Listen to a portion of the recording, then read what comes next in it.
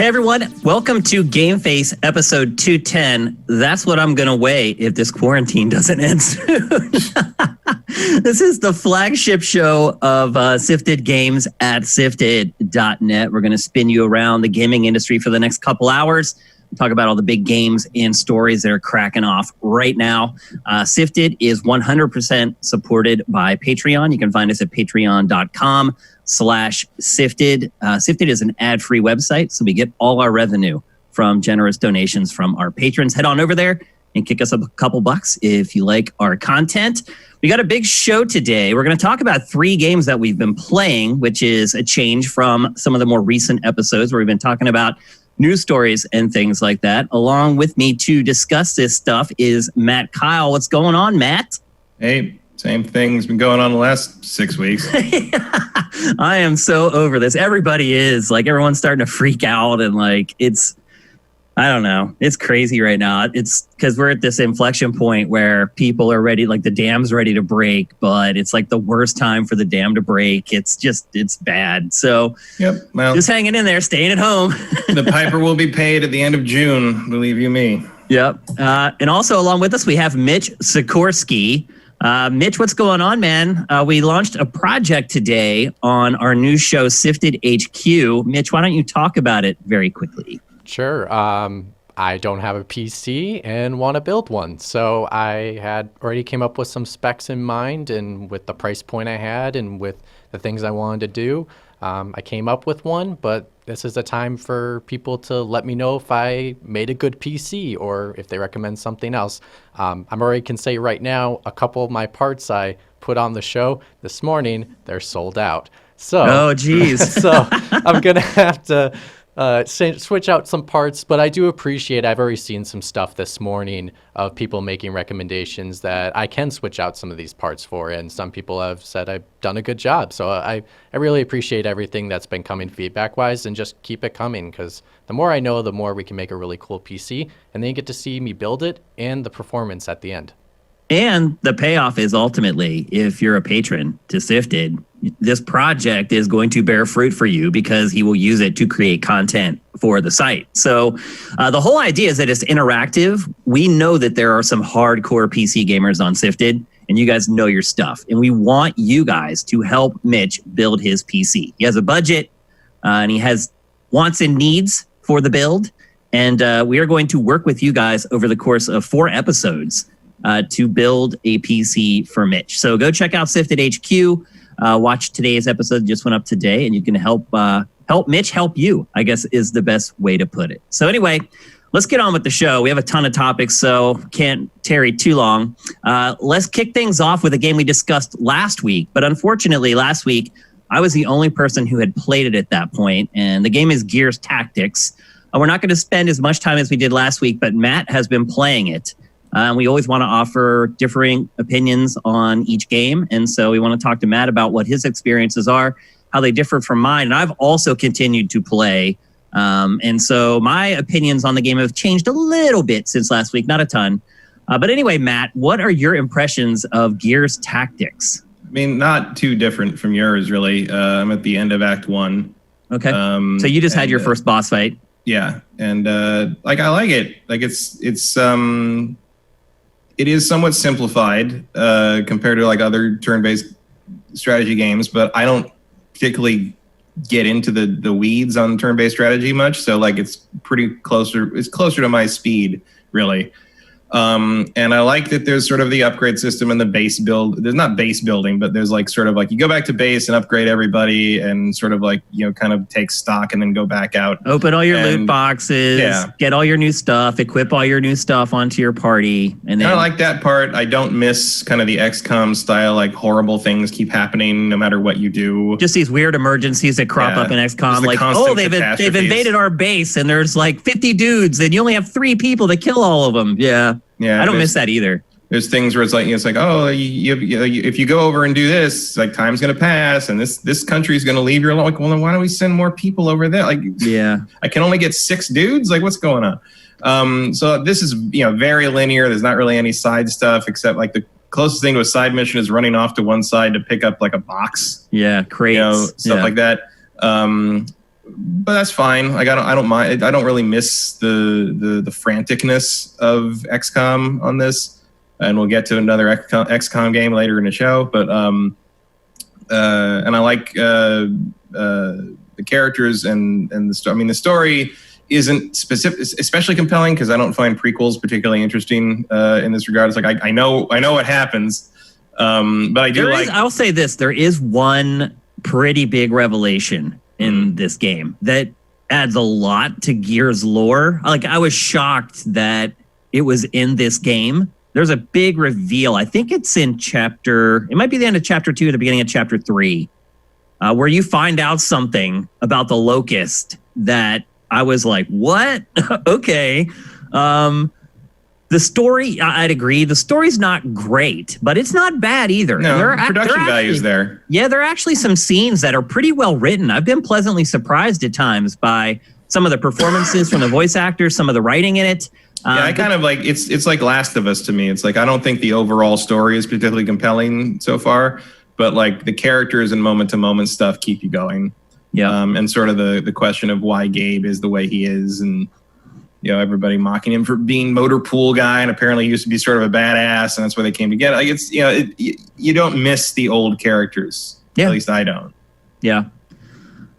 So you're at the point I was at basically last week when I talked about the game. So I have continued to play a lot more. In fact, I would say in the middle of last week, I was addicted to Gears Tactics. It was one of those things where I've been obviously playing it on PC. So while I work, if I'm waiting for something to render, or I just have like 10 minutes I need to kill while something else is happening, I'll just pop it up on the window and just play. And it's great because you can just take a turn and then go away and come back and pick it right back up. And so I got pretty hopelessly addicted to that game last week. It started to have that civilization like kind of takeover element on me, because it's that same thing. It's that one more turn. I have time for one more turn, and you just keep doing it and doing it.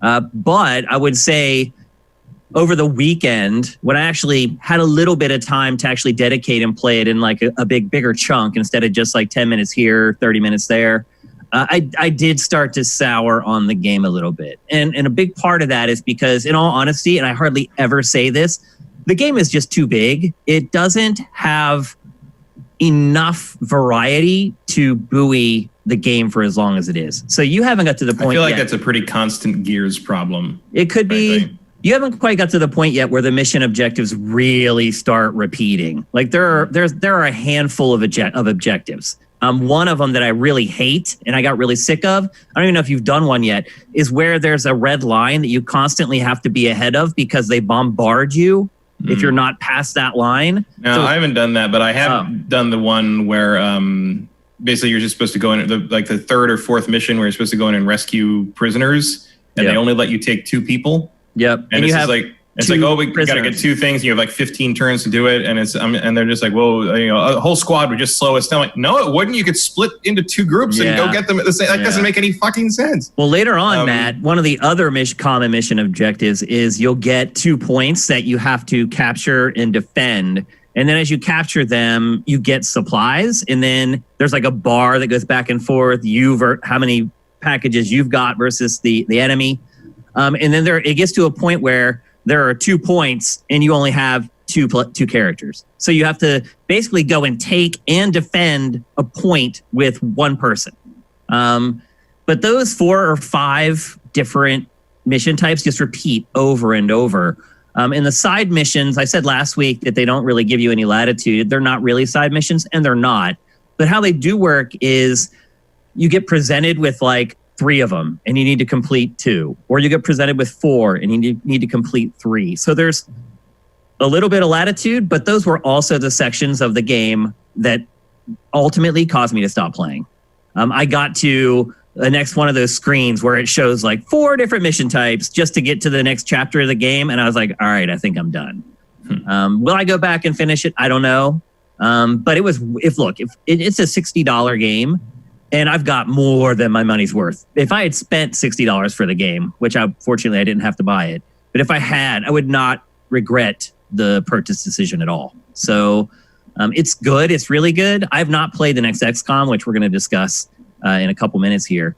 But it's the most I've enjoyed a turn-based strategy game in quite a while. John Wick Hex comes out today for PlayStation 4. It's already out for PC. And this is way better than that as well. So it's been quite a while. Maybe the first XCOM was the last game that I enjoyed as much as this one in the genre. The last turn-based strategy game I really enjoyed was Fire Emblem Three Houses. Oh, yeah, I guess, yeah. A little more RPG-ish than this one. But yeah, I can understand. There's very similar games. So yeah, I guess I would say that would be for me too. And I will say this too about Three Houses is that it held up a lot longer because it was an it had RPG elements. This doesn't really have those. It has light versions of it, but yeah, I think that's a lot of them. I mean, I liked XCOM Enemy Unknown and XCOM 2 and what was the one that just BattleTech.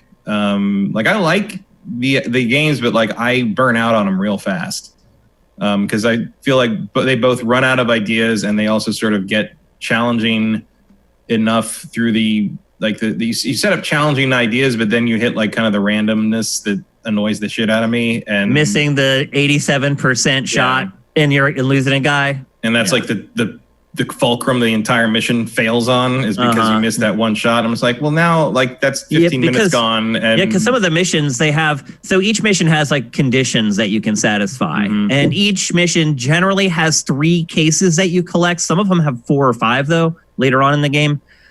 So you collect these cases that are scattered all over the map. And and then when you finish the mission, you go back and they're basically the loot boxes I was talking about last week that you open up, you get all your stuff, and then you equip it all.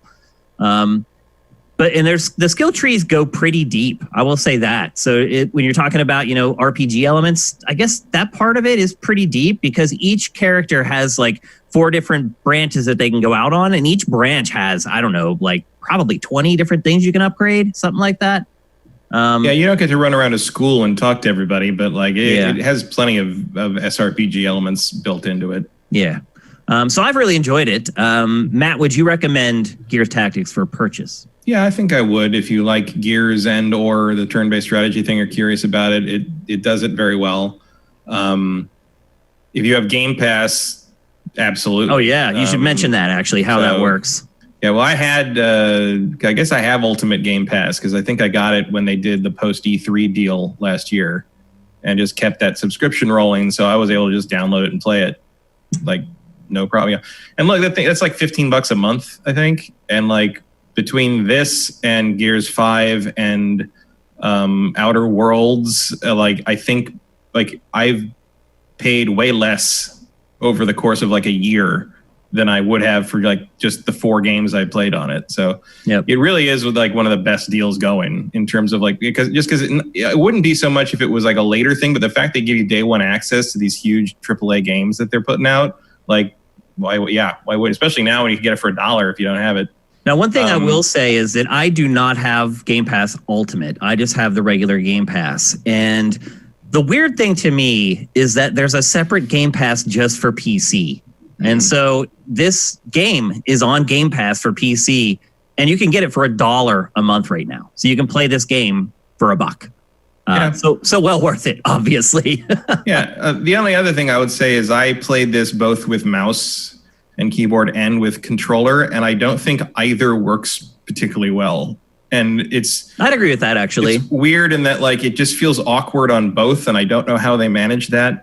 Because I played with controller because I'm like, I'll pretend it's like an Xbox game because a lot of people are going to play this on their Xbox and I'll just and it was okay, but like having to like the way you choose between moving and using a move is weird, and there's a lot of like scrolling through options instead of like, which I think could have been like a more elegant solution. And then I switched I did that the first night I played it, and then I went back to it. I used mouse. I'm like, I'll use mouse and keyboard because I mean it is turn-based strategy. It's probably meant for that. But it's not really like because one of the things I like about turn-based strategy is like most turn-based strategy games I can play one-handed. I can just use the mouse and use my other hand to like browse stuff on my laptop or do whatever. Because you can't in this one. You can't because you have to use the numbers to pick things. And like even in the menus, like unless you move the mouse all the way down to the corner to hit like the enter thing, you can't like just click to continue, or you have to go all the way. You have to hit the enter button on the keyboard. It's bizarre. Like It took me a while to learn the interface and learn all the options that each character has on each turn, and because selecting each weapon creates a whole new list of things. Yeah, it's like it was just weird because I'm used to it now because I've been playing probably like 4 hours. But like early on, I'm like, this is like the worst of both worlds somehow. Like they tried to find a middle ground and didn't satisfy either. No, it's not quite there. I mean, it doesn't ruin anything. It's not like bad. It's not like a barrier to play or anything. But it's just early on when I first started, like the first 2 missions, I was constantly like hitting things in the interface. I was like, really? Oh, yeah. I've also accidentally clicked and like doomed a mission. Like just maybe that's just my mouse. It's really sensitive. I haven't done that yet. I've done that in XCOM though. Yeah, because what you do is you trace the line with your character to see how far the character can go, if he can fit into cover and things like that. And I was stretching like really far with my arm, and I guess I just put too much pressure on it and clicked, and it completely failed a mission. And that's the other thing. These missions can take a while sometimes. Some of them are short, but some of them can take a while. Because you just end up grinding it out, just healing your people and taking your pot shots when you can get them. I do love the Overwatch in this game. It adds a nice element of strategy to it. Yeah, the Overwatch is done well in this. It's the same as XCOM to some degree, but like I love the fact that you can use your whole turn to just fire 3 times in Overwatch if you know like a bunch of enemies are coming for, a bunch of grubs are coming at you or something. Especially what are the little guys? I don't remember. Little guys that swarm you. Like the ones that explode, or the ones that just just the little like little grunts. You may not have got to the exploding guys yet. Actually, they're a lot of fun. Yeah, but just when those guys come in and there's like 6 of them, and you're just like, just set up with the Overwatch, and you'll take them out as they roll in, and like that's satisfying. And it also feels very Gears. Like it does. They really got the feel. It feels like playing a Gears of War game. Like I'm impressed that they made a turn-based game, and it like actually feels like I know what I'm playing. It doesn't feel like just like a generic turn-based game like hosed down in Gears juice. It's a real Gears game. Yeah, and like I said, there's important stuff that happens in the story that Gears fans will want to know about. They may just want to watch videos on YouTube or whatever, but yeah, there's some pretty big happenings that take place in this game. That people in the chat are asking what Overwatch is. Oh, okay. So I explained it last week, but Overwatch is once you have a character set up, instead of attacking an enemy, you can basically set up a cone of influence. It's kind of like the passing cone in the old Madden games, and it's a cone shape that you can move. And depending on if they have a sniper rifle, the cone's really narrow and it can go a long way. If they have a shotgun, it's really wide, but it's not very far. And if you have like an assault rifle, then it's kind of in between. And you just set your character up. And if an enemy walks into that zone of that cone of influence, then you automatically shoot them. And it's not even your turn. So you're attacking on their turn. The other important part about it is that it interrupts. So Matt was talking about those small guys that just will run up and they'll swipe you, and they take a ton of health off of you as well. Well, anytime you shoot an enemy during Overwatch, it interrupts them and they can't keep rushing at you. They stop in their tracks. So there's a lot of stuff that you can use it for to add strategy or just to bail your butt out, in all honesty. If like you have a character that's about to die and you need to heal it and you just need to kind of provide a shield from enemies coming in to swipe them. So it adds a whole other layer to things. And as Matt has mentioned, there's a similar mechanic in XCOM as well. But I'm playing B-roll of it now, so they should see what it looks like. Okay, cool. Yeah, that's one thing that really stinks about doing this mobile, among like a million other things, is that we can't see the B-roll anymore. When we do the show in the studio, we can see the footage that's playing, and a lot of times it like jogs my memory about something that I wanted to talk about, things like that. But we can't do that anymore. We don't even know what's happening until the show's over. I just see Matt's chat window, and that's pretty much it. So, but I do recommend Gears Tactics. It grinds you down eventually. You have to have some fortitude, I think, to finish it ultimately. But I got more than $60 worth of entertainment out of the game. I really, really enjoyed it up to a point. And I'd say I probably put in 24 hours all told at this point, somewhere around there. So it's a big game. You'll definitely get your cash worth. And Matt, I think that's a buy from you too. Yeah. Buy and or at the very least, it's to subscribe to Game Pass. Yeah, for $1, man. It's like particularly when it comes to Xbox, whenever that happens. Yep. If you don't want to do a PC subscription for it. Yep. All right, let's move on. We're going to talk next about a story that broke this morning. It's rare that we get new stuff coming out on a Tuesday other than game releases that makes it into the show, but that's the case this week. So it's interesting. I've talked about it before, but I was a skater for 12 years and hardcore, like skated every day.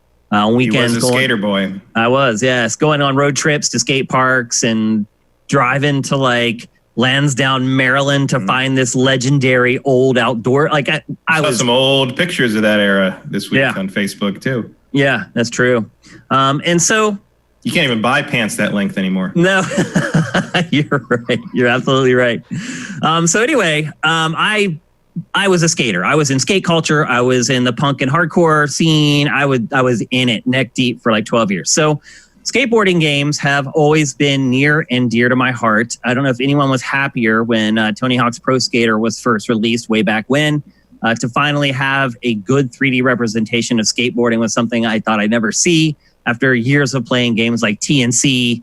And in all honesty, skateboarding games pretty much sucked up until Tony Hawk's Pro Skater. 720 in the arcade. That's it. Yeah. Yep. Which was like basically a modified Paperboy game if you really look at it. Pretty much. Yeah. But it had like the swirly joystick on the arcade cabinet. Yeah, I loved 720. But otherwise, skateboarding games have pretty much sucked. I didn't know until that game that the natural enemy of skateboarders is actually bees. Yeah.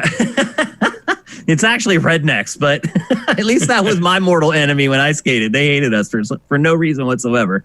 But anyway, so, I've been a part of this culture for a long time. So it was exciting when Tony Hawk's Pro Skater came along. Everybody else obviously realized the greatness of that game. The franchise absolutely exploded for Tony Hawk's Pro Skater 2, where they kind of refined the formula. Tony Hawk's Pro Skater 3, I was at GameSpot when that came out. I'm not sure if it was Ryan Davis or Jeff Gersman that actually did the review, but the game got a perfect 10. And it was one of the few that GameSpot had given out. Now they're being a little more liberal with their 10s. It seems. At the time, that was very unusual. It was huge, and bizarre, I thought. But well, I don't know. I worked with those guys every day, and they were huge Tony Hawk fans. And if you watched them play Tony Hawk's Pro Skater 3, I think you would understand it, because they were so good at Tony Hawk's Pro Skater that the things that they added in Pro Skater 3 completely changed the way that they played the game. Like I sat in a cube right next to Ryan Davis, and his TV was right there. So I got to watch him play anything he played all day, every day. And Tony Hawk's Pro Skater 3 took it to another level. And if you watched them play it, you totally got it immediately. So internally at GameSpot's editorial team, nobody argued against it, like, because we could see it. And 3 was pretty much the end of my interest in the series. Well, what I was getting towards is that was it. I mean, it wasn't it, because a ton of more games were released after that, but it was just a steady decline of interest in sales after that. The franchise got to me, that series was basically platforming. 1 and 2 were great. It was a platformer, the 3D platformer. Absolutely, it was. And I think we even maybe classified it as that on GameSpot, if I remember correctly. You might have. I think I remember arguing with someone over that because I agreed with that, and they thought it didn't make any sense. It is. It absolutely. But I'm like, I don't know what else you'd call it. It's not a sports game, really. Yeah. And then it became bloated. They just kept putting more and more stuff in it. Like the last one was Tony Hawk's Proving Ground, the last real one anyway. That was from 2007. Just stop making me, stop trying to make me care about Bam. Bam Margera? Yeah. Nobody cares about him anymore, man. He's a mess right now. He's trying to get his life back together, but the money did not treat him particularly well. All that stuff was like all the American Underground stuff. All that stuff was so weird. Like, yeah, they tried to take it in this like narrative driven way, and the writing was awful. They were using the real skaters as actors and just motion capturing them. And so the acting was terrible. The voice acting was bad. Like the new features that they were adding, like Proving Ground's big new feature was like getting off your board and walking. And it was like, wait, I mean, and look, you can watch some people play it, and the way that they mess with that mechanic can be pretty cool, because they'll do tricks and then they'll run and then they'll jump and then they'll caveman slide down a rail or whatever. But for most people, it just became absurd after a while. And then they did a remake of Tony Hawk's Pro Skater, Tony Hawk's Pro Skater HD. It was a travesty. It was awful. What year was that from? Was that 2015 maybe? That sounds about. Yeah, I think that was around the early GameFace days, because I think I remember you and Marcus talking about it. Yep. And since then, it has been crickets. Activision. Yeah. Although I'll tell you something I played this week. I haven't played in forever because I got an HDMI adapter for my original Xbox this week, and so I played Tony Hawk 2X. Oh wow! Which is like the mashup of 1 and 2. Yeah, which yeah. Is like, I forgot about that. That shit's gold. It's just gold, and it was great because on the old Xbox you could replace the music with your own MP3s if you put them on the system's hard drive, which apparently I still have all those MP3s still on there because it's the original system, and like I played that for a while. I'm like, that was great. Felt good. It was weird that like this came out today because I'm like, I just played Tony Hawk for the first time in like 9 years this week. So I just went on a nostalgia trip this week as well. I was digging out my N64 for a segment that I did for Sifted HQ. And so I ended up getting into all these old bins full of stuff, and I got out my N64 and I used it for what I needed to use it for. And then I started like popping in my games. That N64 literally hasn't probably been turned on in 15 years, maybe something like that. And so I wondered like what was up with my carts and the saves on my carts, because they're battery powered and often they disappear eventually. So I started popping in all my old N64 carts, and will you believe that all my saves are still there? Still. Yeah. I mean, those carts are 20 years old. Well, you'd think at this point, I think a lot of the Super Nintendo games with battery backups are starting to die. 20 years seems to be about the span. They're right on the fringe, I guess. Yeah. Like there are ways to fix that. There's like ways to do that, and then like of course the ones that use the save on the controller pack, that's just flash memory. You'll never lose that. Yeah, I'll never lose. They're all there still. But anyway, sorry for the tangent. So the big news is today it was leaked by a skater, and the reason I wanted to explain that I was a part of skate culture is because I'm going to explain now why this happened. So. A skater, Jason Dill, and he's been around forever. He was a skater back when I skated, so he's been around for a really long time. And in all honesty, skaters just don't give AF. They just don't. They don't care. They don't care about like NDAs and things like that. And so Jason Dill was on like a podcast this week, and he just blurted out, "There's a new Tony Hawk's Pro Skater coming. It's coming out this year." He also let slip that there's a new skate coming, but here's the bad news. Is for mobile. Jason Dill has been involved in the Pro Skater franchise for a really long time. I'm guessing he probably has great connections. He is friends with Tony Hawk and has been for a really long time. Tony Hawk has been hinting at things for quite a while. I still watch skate videos on YouTube all the time, and he's in them a lot, just hanging out or whatever. And he has dropped hints at least 6 times in the last 12 months. He's made some vague tweets too. Like he's made some tweets. Clearly, something was in the works like over the last year, because I do follow him on Twitter. Mm-hmm. So he also was on The Masked Singer recently too. So he's kind of been promoting himself a little bit more. That's and I've funny. been like, oh, Tony Hawk's still around. Yeah. So what I'm getting at is that I believe this news. Jason Dill wouldn't just say that. I know you guys don't know who he is, but I do, and he wouldn't just blurt that out if he didn't know something. So, and I don't know him personally, but I've known him for 20 years, and he's, just from media and stuff. But anyway, so I do believe the news that a new Tony Hawk is on the way. So now the question becomes, what the hell do they do with it? Matt, you're a big fan of the franchise. Do you think they should just chop it down and keep it simple? I would make something closer to Tony Hawk 2 than Tony Hawk American, whatever. Whatever it was. American Proving Ground. Yeah, like I don't need some kind of weird open world live your skateboarding fame dream thing. Like I still think of that when I see like the terrible stories in like the Forza Horizon games and stuff. Mm-hmm. It's just like it's very similar. Yeah, it's just like this point. I was like, dude, you can't pander to me. Like, don't patronize me like that. Like, just let me play the game. Yeah, it's like admit that it's just something you're not good at yet, and just don't do it. Like, just give me like the old, first 4 games, which were just like a collection of really well-made levels and some really compelling mechanics. And arcade scoring. Arcade scoring. We get some multipliers, find the lines, find the skate letters, find the VHS tapes.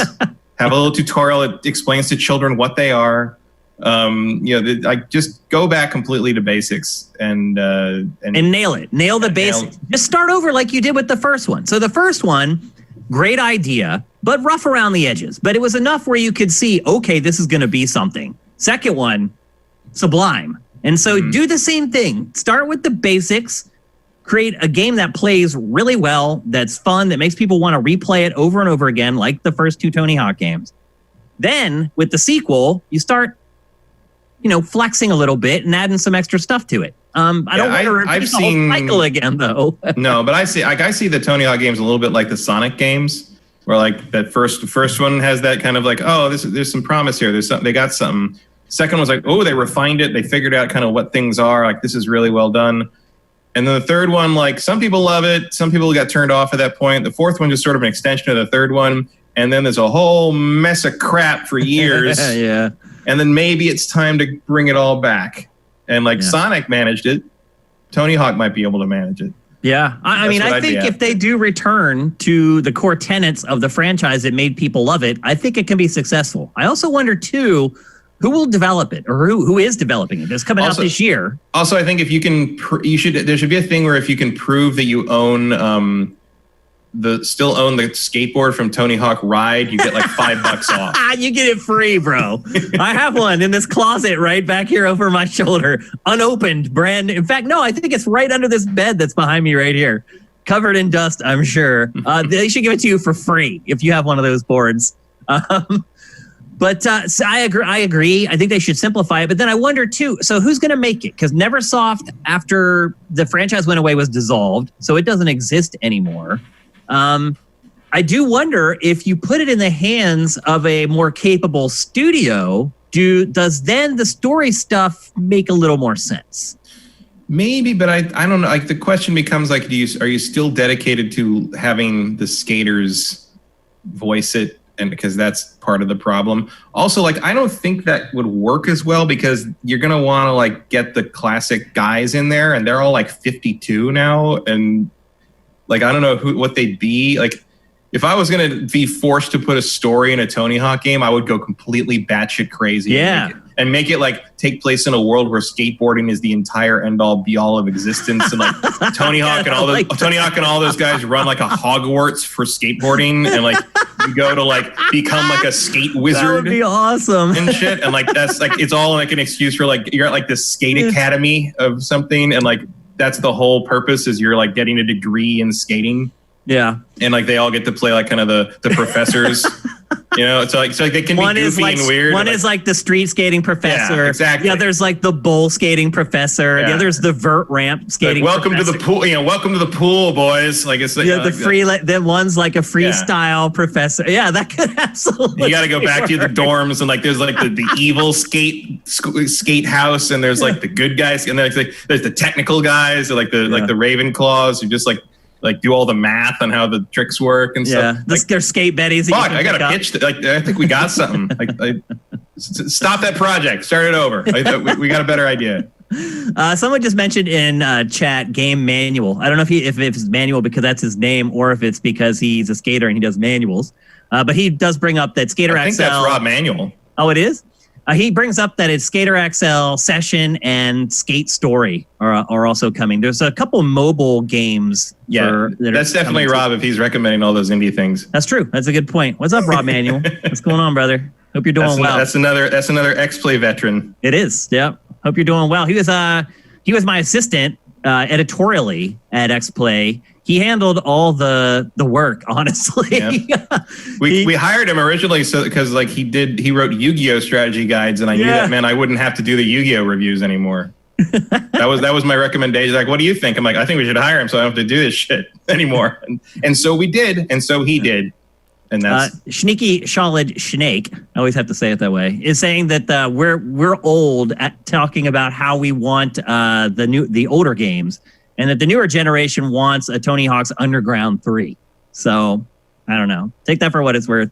I don't know. We got the money. So. It's not going to be Neversoft. Activision is not working with Tony Hawk. They don't have a contract anymore. So, the fact that Neversoft's not around to make it anymore might be the best argument in favor of Sneaky Solid Snake's point. Because I don't know if I trust anyone to make that old school Tony Hawk again. So maybe you should just bunt and make like a story driven. Yeah.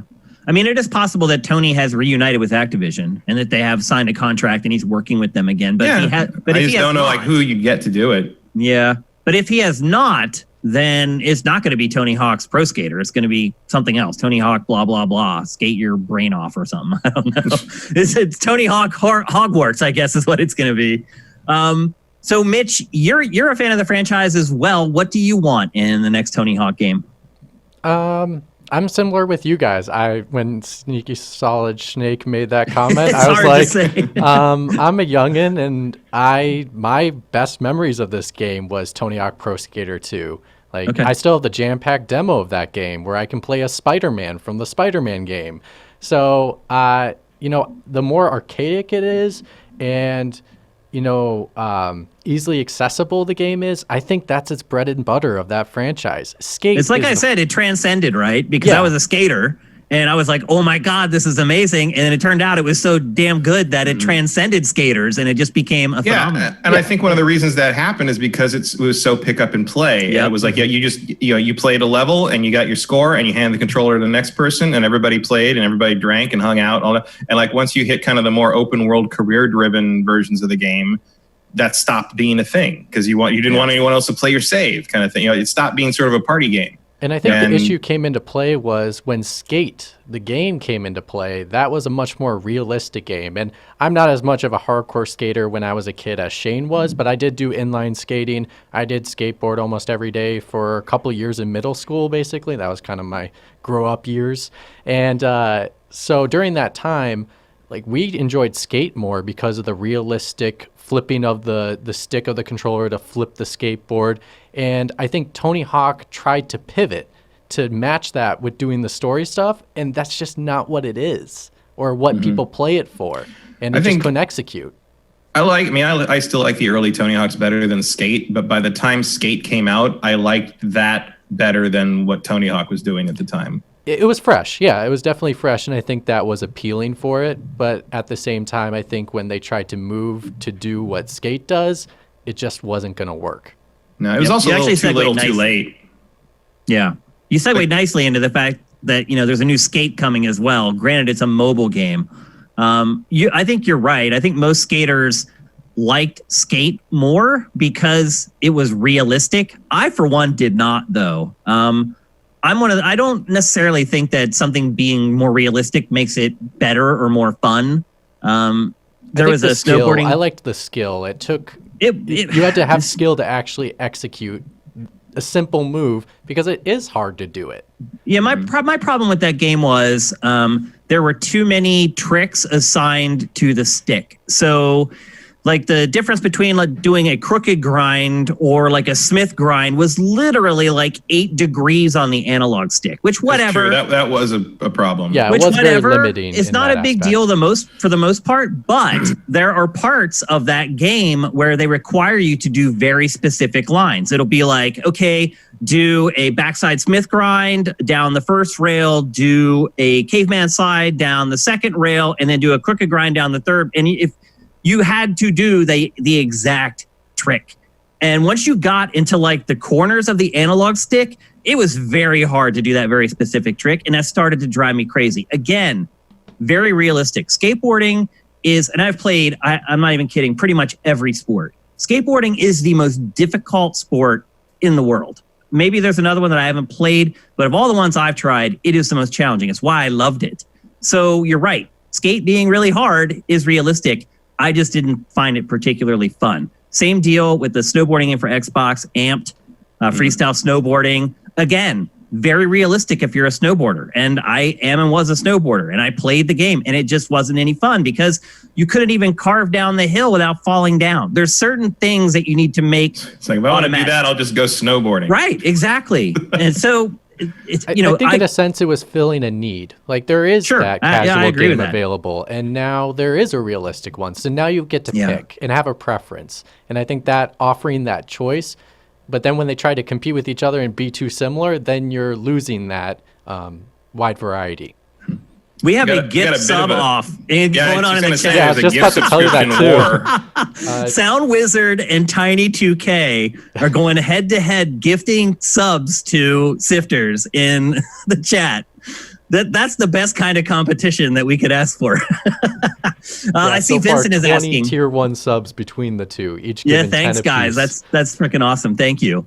Vincent is asking if I have played Session or Skater XL. No, I have not. I have been requesting preview code for both of those games for a while, and for whatever reason the PR company never gets back to me. And one of the guys I know really well, Anthony Chow, you know him, Matt. Yeah, I know him. Yeah, he's repping Sessions, and I keep emailing him. I'm like, bro, like I want to cover this, and I never hear from him. So I'm trying, but I haven't got to play it yet. Skate on mobile may be one of the biggest travesties ever, though, because if you think about Skate, it's built its reputation on being this hyper realistic, really challenging skateboarding simulation. And now it's going to be on mobile where you basically are just going to tap an obstacle and you'll just automatically do a trick over it. Like, if maybe they'll turn the smartphone into like a fingerboard. Maybe. Like, that's what I was thinking. Probably, yeah, where you like use your fingers to like play it. Probably. I mean, the good news there is that EA could be using that as like a test the water thing for a bigger project down the line. Let's hope. So. Because as much as wasn't a huge fan of Skate, I want skateboarding games out there. I want to be able to play new ones. Skate 3, it's like there are streamers who still play Skate 3 and are making like millions of dollars off of playing Skate 3. So there's a demand for it if they can make a good game. I think all the mobile game is going to do really, though, is piss off fans of Skate, because they'll be like, we've been begging you for this, and this is what you give us. Like, well, Vincent's also saying that the mobile game is a Skate 3 port. Oh, it's just a port. Well, there you go. And also, if you put both games out at the same time, you're basically limiting your customer base. You might as well release one, wait a year, then release the other, and not release both in the same calendar year. Yep. Yeah, that's a good point. I mean, we're going from 0 to 100 real fast here. It was like there were no skateboarding games for years and years, and now there are like too many. So 20 years, nothing, and then it all piles up in one day. Yeah, exactly. That is kind of the way anyone knows what that's a reference to, I will be very impressed. I don't know. Me neither. Are you going to tell us? It's from an old Warner Brothers cartoon. Which one? The one where Bugs and Yosemite Sam are both trying to marry Granny for her money, and they're chasing her around the house, and she goes 20 years, nothing, and then it all piles up in one day. I don't know why that popped in my head. I don't either. I don't know how you pulled that out of your hat, but anyway. That is my mind is just a bunch of movie quotes. Well, anyway, the bottom line is I'm excited about this. I'm happy about the news of both games. I don't play a ton of mobile games, but I'll say this, like when Skate 3 comes out, I'll try it.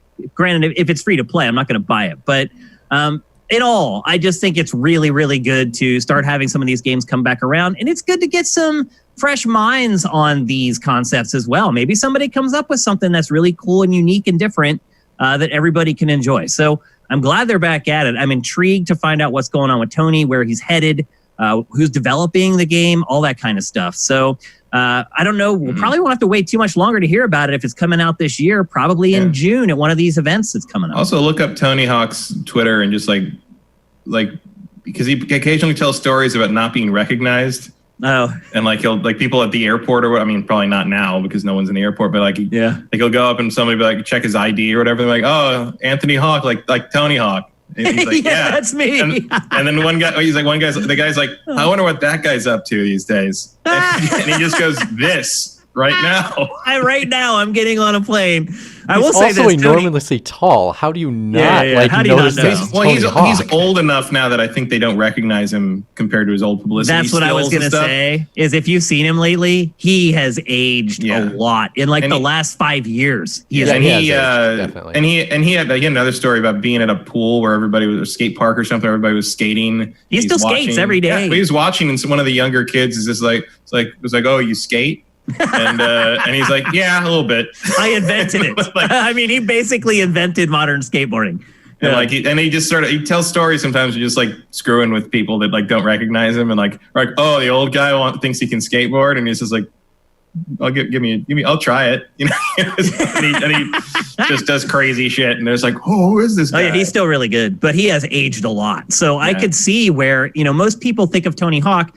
Most people probably honestly think of the box art of Tony Hawk's Pro Skater. My mental image of him is definitely more like about 40. Yeah, and he's much older than that now. So yeah, it's I'm excited about this. We'll see how it all shakes out, but I don't think we're going to have to wait much longer to hear more on it. So I'm pretty excited. I think in June there's 3 events now. Like IGN, Games Radar, Jeff Keighley. There's 3 different events now in June. Well, Keighley's thing is like goes all summer. Yeah. It's like the and there was another one just the new announced. kind of music festival. Yeah, and there was another one just announced recently to cover what was it?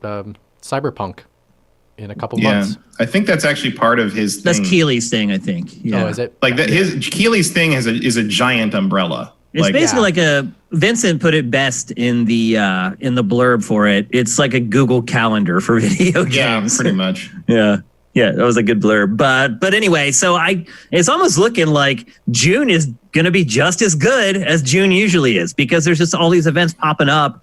Everyone had to hit milestones for E3 a while ago. Like, they have the builds. Like, why not do something with them? And I got to wonder now that I Am 8-Bit has announced that they are part of Keighley's thing. I wonder if that, I mean, even before the virus shut down everything, if they backed out of E3 because they knew that Keighley was doing this other thing, and that seemed like a more promising project than putting up with ESA for another 4 months. Yep. Justin Horman just gifted a sub to Mike's Q. Thanks, Justin. All right, let's move on. Let's talk about, this is like the retro episode, man. We're going back again with this next topic. We're going to talk about Streets of Rage 4. This whole week for me, I have really enjoyed this week, I just want to say. Production-wise, like for content, it was like a nightmare. I had so much crazy crap happen, like in producing like my Sifted HQ stuff and a bunch of other things.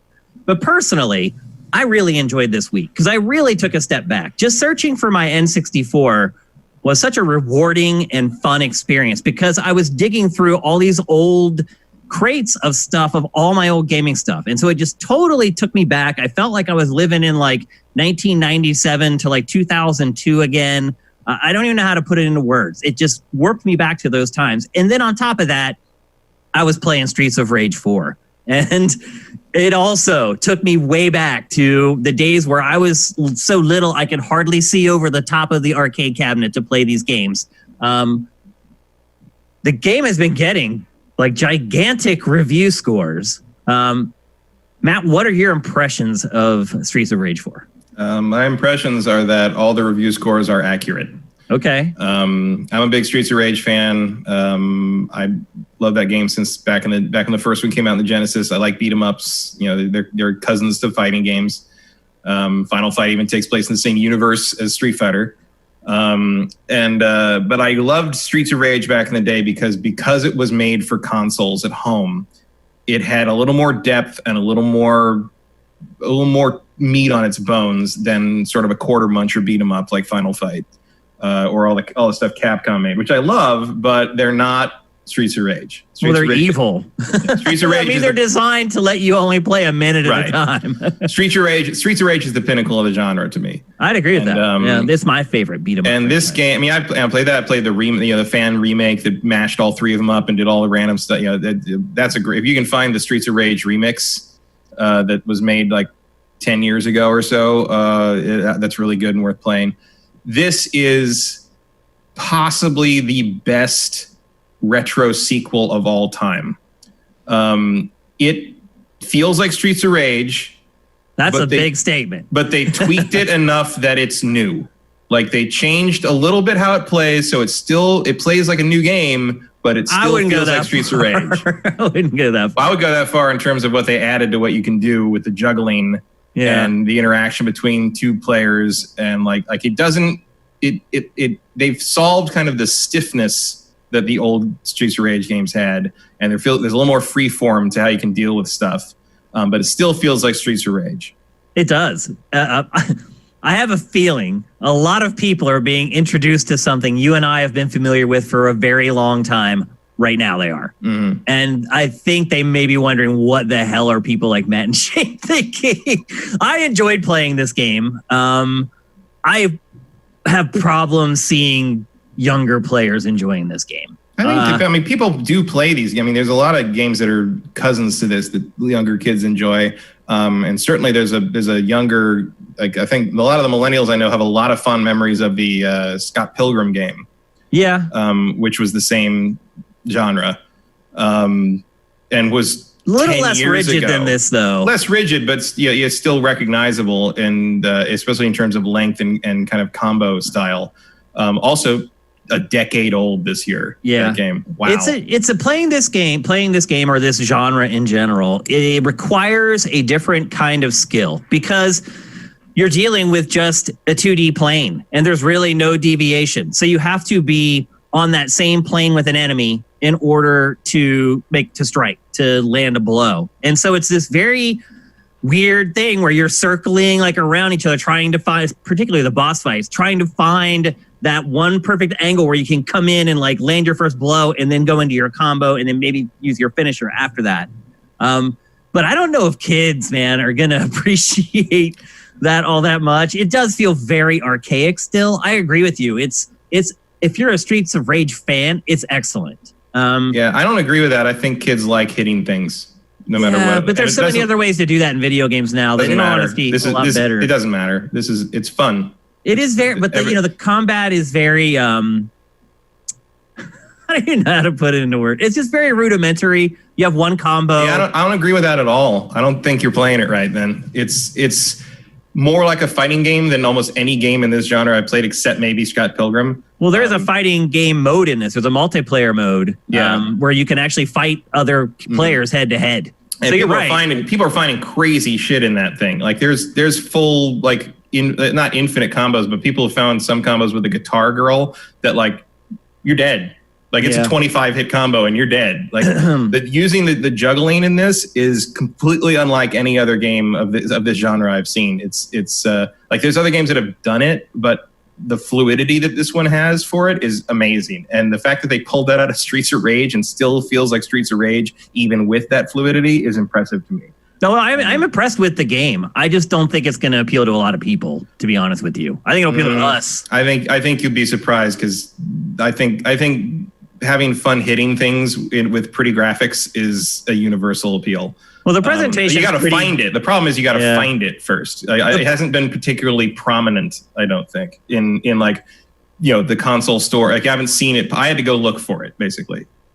Yeah, as opposed to although it is on Game Pass. So like if you have Game Pass, what you got to lose? Like if you play online, I mean, I'm okay at it. I have uncovered that depth that you're talking about, but a lot of the game is context sensitive or random as to whether you're going to grab or not, as to whether you're going to land a blow or not.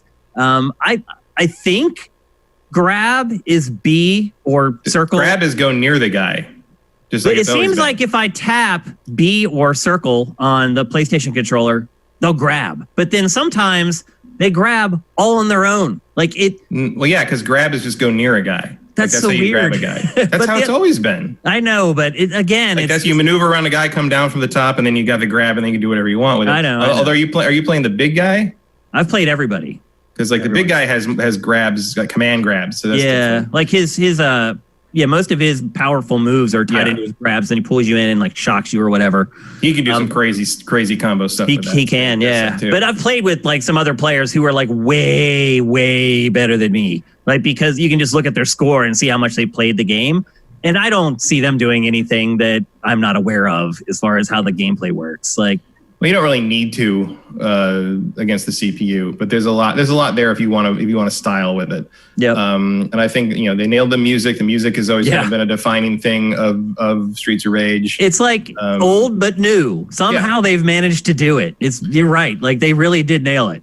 And graphics, I think, are really good. I love all the sprite work. The thing I'm most impressed by, and this is actually in XCOM Chimera too, which we'll get to, using, like, especially with the neon lights in this game, they reflect and light up the sprites. Yeah. Like if you stand next to a neon sign in this game, your 2D hand animated sprite will light up with the proper lighting from the neon sign. And I think that's really neat. And they do that in the cutscenes of XCOM Chimera as well. Yeah, I think the animation could use some work. Some of those attacks, like look, some of it I can't tell if they're just trying to make it just like the old games. Like when you use like a bat, it's this weird thing where you have your arm completely extended and the bat completely extended, and you're just like chopping like this, like. Yeah, well, that depends on which character it is. Like, some characters use bats better than others. Some characters use the lead pipe better than others. And that is one thing the game does do is like every character uses a knife differently.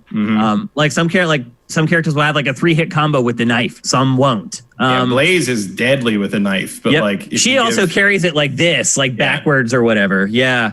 She has like a 3-hit combo and then can like throw it out separately. Yeah. Like, she's really great with it, but she's pretty bad with a lead pipe. So yeah, exactly. So look, I like the game. I'm having fun with it, but we have our audience really runs the gamut. And I would struggle to recommend this for anyone.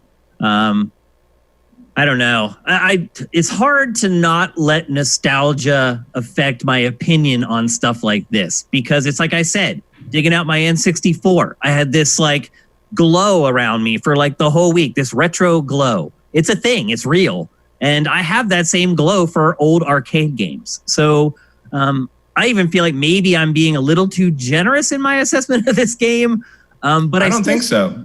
Like, I don't have a big nostalgia problem. Like, I don't really have a rose-colored glasses problem with old entertainment products. I have it with like experiences we had. Like, you want to talk about G4 days, I'll have some nostalgia goggles on our things we did. Yeah. But I don't really have that for old stuff. And I can say that with extra authority, having booted up that original Xbox this week, because like a bunch of the stuff I'm like, I want to play that again, because some stuff just hasn't moved forward off the original Xbox. It's strapped there. It hasn't become backwards compatible. Nobody's done a remaster. So I played a few of those things this week, and a bunch of that shit sucks. Like that shit is not as good as I remember. Like, I was like, Pirates: Legend of the Black Cat. I don't have the PS2 version, so I'm like, I'll play Pirates: Legend of the Black Cat. I used to love that game, and I played it, and like an hour later, I'm like, nope.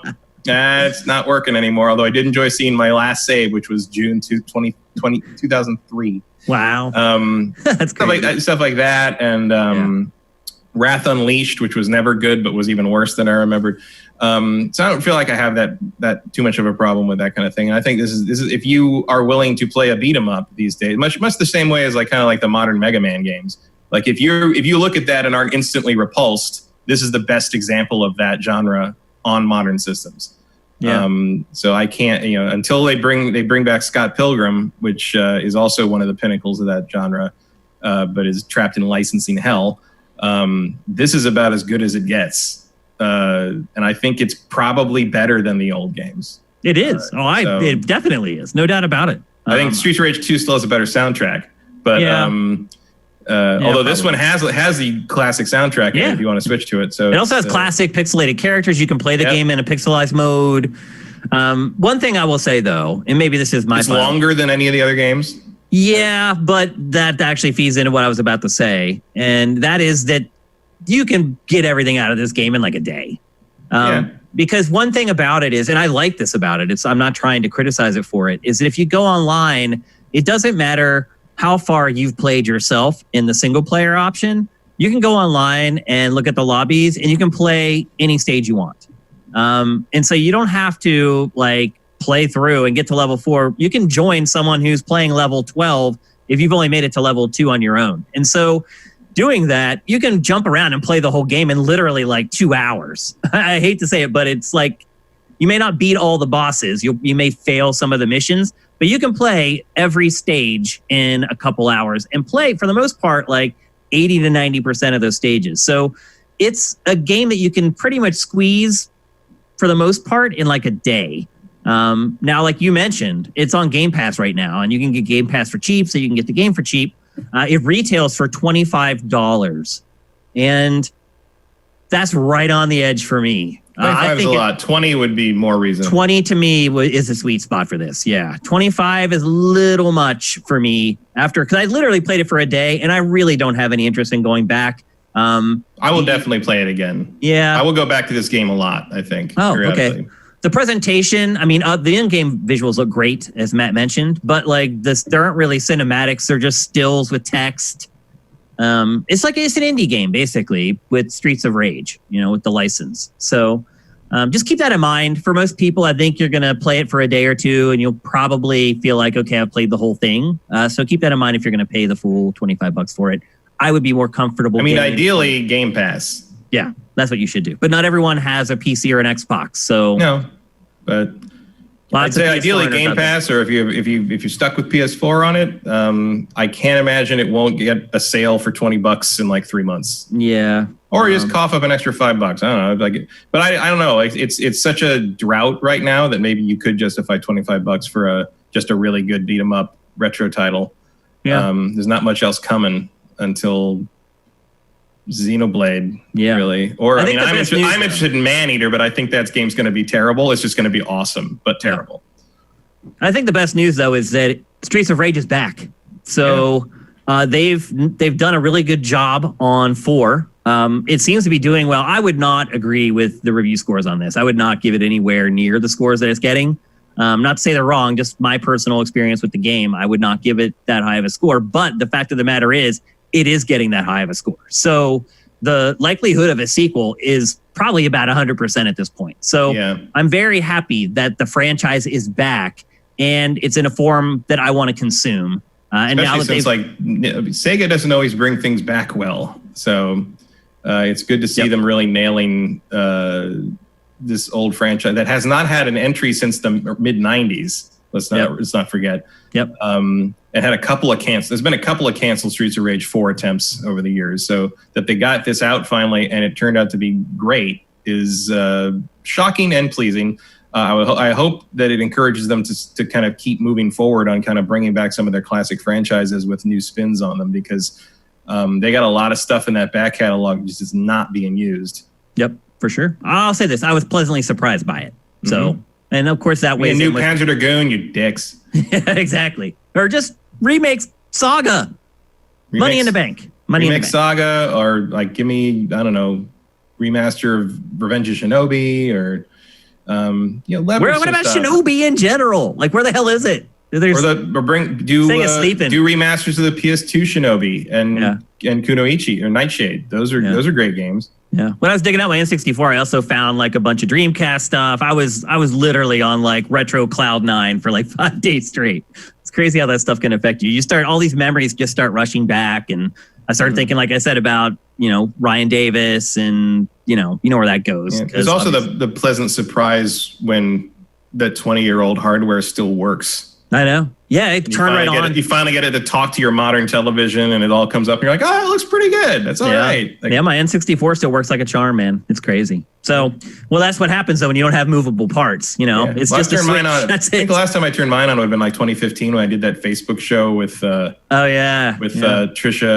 Hirschberger. And I was just writing the whole thing at that point. I was like, I'm putting Rocket Robot on wheels in the next one. I'm just telling you that. I'm not asking. I'm just saying we're putting that in. So I had to figure out. I ordered like a box that converted N64 to HDMI and did all this, and like got a separate cable that was like a custom thing that did like components. So just every little bit of better visual quality I could get out of it to capture it, like made all the difference. Because if you just did it through the composite cables, Rocket from Robot on Wheels was just like a red smear. Like you couldn't tell what the hell you were looking at, because it's just was never meant to be seen in 1080p.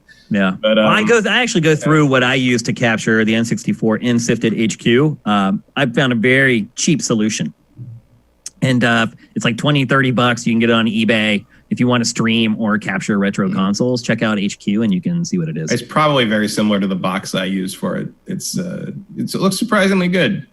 Yeah, this one that I use has an S-video input, which I was surprised by, which is a big deal for N64. I wonder if I might have. Can't remember. It's still in the drawer over there, but I haven't looked at it. It's called like a Dazzle or something. It's like made to record like VHS tapes to your computer, but it works for gaming consoles. Yeah, I have something like that for my Saturn. Yep. For like $30, and you can start streaming and play and recording your retro stuff. So anyway, let's move on. We said earlier that this is the retro strategic episode, and we're going to continue in the strategy vein. We're going to talk about XCOM Chimera Squad. It is so weird that this genre, turn-based strategy, it just disappears for like sometimes over a year at a time. And now in the span of like a week, we have this. We have Gears Tactics. We have John Wick Hex coming to consoles. This one like practically shadow dropped. Like, and for $10. I mean, XCOM is the leader of this genre. It launched for $10 the first week. I don't know. I think it's now 20. It's 20. It's standard 20, but so it's still cheap. Is there a reason it's cheap, Matt?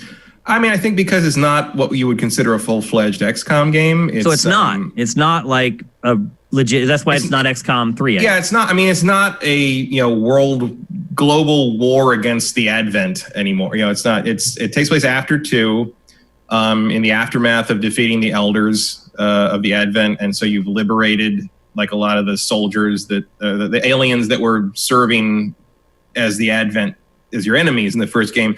Now it's been like 5 years, I think, and like basically humanity and aliens are all living together. So like the Chimera Squad is a squad put together of basically XCOM veterans and aliens. So you start with a hybrid human alien hybrid on your team, and so they've been mating. Well, no, because they're from XCOM, the other games where like the aliens were like creating basically clones in vats of human alien hybrids to be psychic because humans could be psychic. Yeah, I remember that. Yeah. So you've got like some people like that, and then like there's a full alien on your team at the beginning who is like with the psychic powers and the whole thing can do that thing where they make the battle madness where you make a guy berserk and he shoots his friend, which was so annoying when they'd use it on you and the other. And so the premise is that like you're all trying to work. You're sort of a test squad that like that's why you're called Chimera Squad, is because you're all the different alien races, and like your badge basically says like in Latin something like in diversity strength or something, because like you're trying to prove that everybody can work together. And like when you're out in the field, like you'll see like it's funny because like it's playing, the story does play on kind of the prejudices that people have against the aliens or like all that kind of thing, like there's obviously fringe groups that think that the aliens are up to something, or so it's like Detroit Become Human, except sorta the robots, except for the aliens. It's just like, oh, they don't trust aliens because they're not humans. Humanity first stuff. It's like, oh, that doesn't sound familiar. And like, so like, but there's been moments where I've been out like in missions, and like you're fighting like terrorist squads that show up or whatever, and you're in the street and there's like civilians running around, and like presumably you don't want to shoot them or let people get shot. But like at one point early on, there was people running around, but then there's a one of the snake people is there. And I was like, oh shit, and I hate those snake people in the old game. But then I realized it's just like a pedestrian. Like he's just trying to get away. And I was like, oh, you're not going to hurt me. Okay. So even the snake people are our friends now in this brave new world. And you go to this place called City 31. It all takes place in this one city. And other than that, it is very similar to X. So you don't have like the Avenger flying around the world doing all the global stuff, but you do have like a big city map, and like you're kind of you're working independently, but you can work with the cops, and like you're trying to like hunt down all these factions that are maybe caused, because the first mission is you go in and you're supposed to rescue someone from the XCOM War Museum, and they've held the mayor hostage. The mayor is a hybrid alien. And you rescue her, and she's like, thanks for the assist. We got to figure this out. And they go, you take her out, and then you turn her over to the city police, and they put her in a van to take her away, and the van blows up and she dies. And so after that, they're like, okay, the city's something's wrong here. Like, so we got to find out what happened, or what why they were waiting for us, and how come they managed to like circumvent us like that. And so like the very beginning is you have all these things you can do to sort of like talk to the police and sort of do little odd job things. But your focus is there's 3 groups factions you want to investigate. And you have to pick one faction to investigate first. And then like you go on. So I've investigated one faction, and there's the 3 factions, if I remember right. The one I'm investigating are basically like a religion. It's like a religion that has sprung up around like the alien stuff. And then there's one of a bunch of psychics who think that psychics should rule the world, and I think an alien. And shouldn't they know whether they're ultimately going to rule the world or not? I mean, this XCOM psychics aren't foresight so much as like can mind blast you, I guess. Right. Yeah. More like a Professor X thing. Yeah. I was just joking. And and then I think there's like an alien tech like militia group. So I investigated the religion people, and so what that is that's basically a story chapter, and you have to like do missions that help you get clues to figure out who's kind of pulling the strings on the faction you're investigating, and then like it'll open up missions to sort of do like a midpoint investigation, and then that will lead you to the big boss of the faction. Then you have to kind of bust down their hideout and like deal with that. And I assume that all three of them are kind of like that, and they lead into the bigger story of sort of the conspiracy that's behind everything.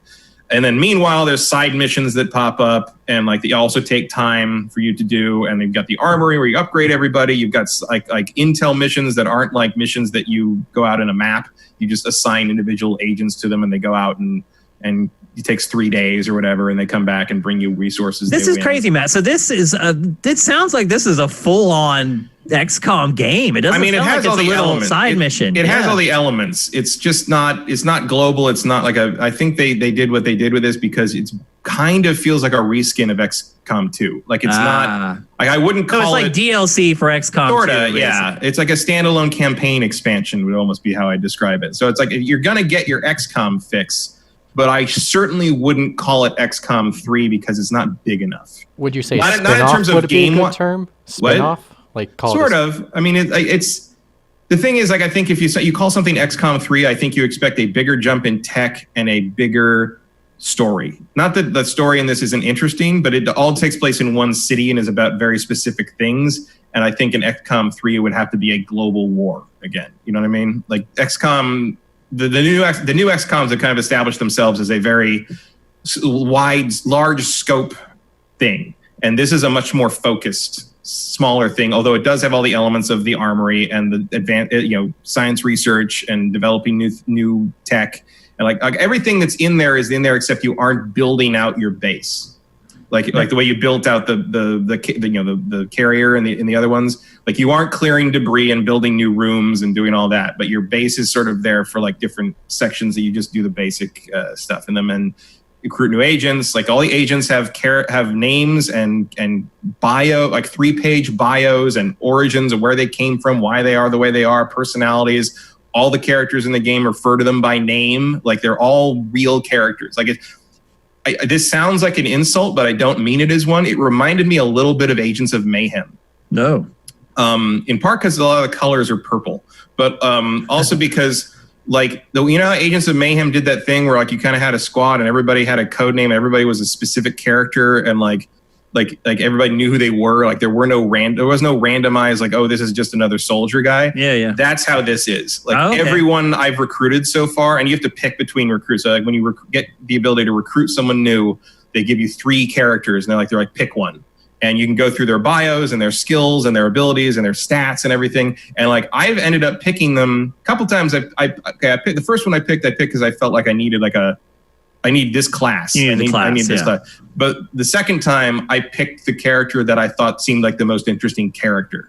Interesting. Not from a gameplay standpoint. I was just like, I want to see how people interact with this character. Now, that is one area where XCOM, Chimera Squad, is better than Gears Tactics. Gears Tactics, you can tell a lot of your recruits are just randomly generated. Yeah, there's a lot of grunts in that. And that's how XCOM's always been, too. XCOM's soldiers, for the most part, meant something to you because you got attached to these, walking guns that basically you used all the time and were very powerful and you got a lot of time invested in them and you didn't want to start over. And in this, that's still true, but it's doubly true because they're all named, they all have personalities, and they all behave certain ways. And their abilities tie in a lot often with how they act. So everybody feels like a more designed character now, and I think that's a really cool step forward that they've taken with this. Now, Matt, a lot of people are going to have to decide between this game and Gears Tactics. As someone who has played both, can you provide some perspective on that? I prefer Gears. Okay. And the reason is actually probably the reason people might choose the opposite, because I like Gears because Gears is simpler. Okay. Gears is simpler, it's more straightforward, and it's less reliant on random number god. There's a lot less number crunching going on in Gears Tactics for sure. Gears still has kind of the, sometimes you'll miss a shot you felt like you should get or whatever. But XCOM, everyone knows, 87% likelihood of landing a shot in XCOM doesn't mean shit. Like, that's still 13%. 13% is not nothing. And there's been some things where like, I played a few missions on this where it's just like, should have been super simple. Everything was going well. So one guy missed one shot and everything just unraveled because the next thing, got critical hit and everybody went down, and I got back to base and everybody's got like permanent scars now because they do the thing where like, if you're wounded even if you don't go down, like even if the soldier doesn't get killed and brought back, even if you just hurt a lot when you end the mission, they can come back with scars, which are like, which give them like a permanent disadvantage. So like you can have like they got hit in the eye, so like their eyes are blurry now, so they lose some percentage on to hit or to crit. Or you got hurt in the leg. They got hurt in the leg, so like they have one less movement point, and you can heal that by taking them into like a training thing, but it takes them off the field for a couple of turns. Oh, pro tip, by the way, for Gears Tactics, if you continue playing it, get a bunch of snipers and just max out their crit. So noted. Yep. I've already had a couple missions where I'm like, ooh, getting somebody up in a tower or something really makes a huge difference. Oh yeah, it's like 100% hit rate. If you're a sniper and you're higher than the enemy, 100%. Yeah. The other big thing that I think the big change or addition in this one that wasn't in the old. So every mission in this game starts with a breach. And what a breach is in this is basically where you bust in through doors or an area or whatever. And the way it works is you have at least one breach point. Usually, a lot of times there's more than one, and each breach point will tell you, this is how many people can be in this breach point. These are the advantages or disadvantages of this breach point. So someone will be like, anyone who goes to this breach point has +1 defense for the first turn when you come through, or maybe you have minus. It's like, so some breaches will be green, some will be red, and the red ones you're more likely to get shot when you go in. The first person in gets a +3 damage to their first shot. The last person in gets a plus 30% dodge or something.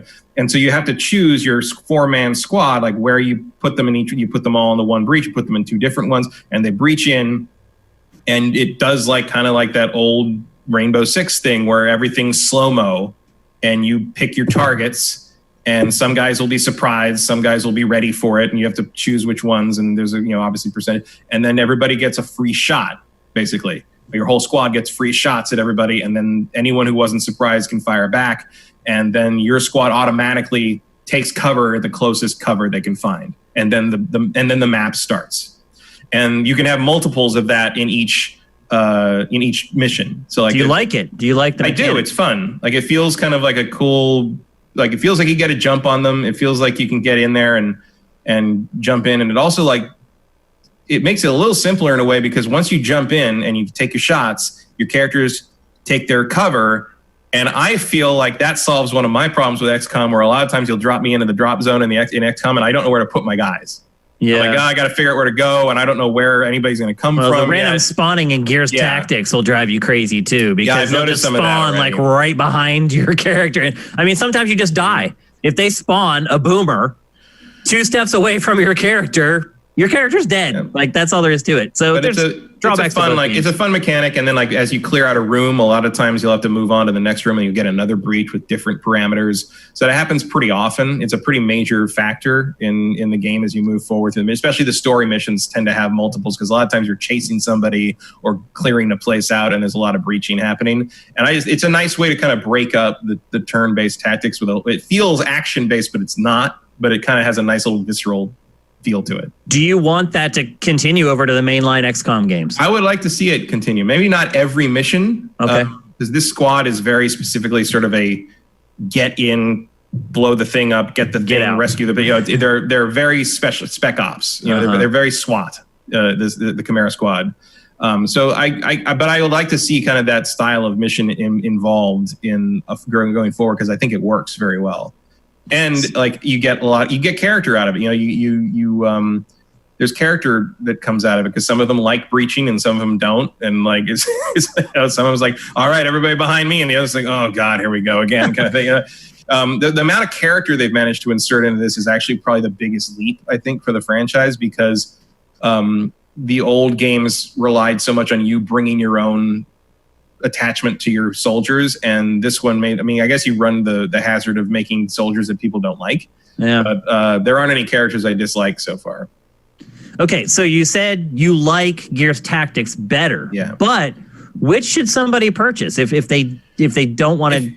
If you're a hardcore turn-based strategy fan, I think you want XCOM because it's also cheaper, right? It's $20 minus the Game Pass thing. Yeah, it's cheaper and it's more in depth, I would say, and it does. So like the one thing I did forget is that Gears definitely doesn't have is the story. So the city map, as you got story missions over here, investigation missions, emergencies will pop up. You got to deal with immediately, or shit goes really bad, and side missions. And the thing is, you pick a mission and do it, but everything you don't do raises like a chaos meter on each section of the city it's in.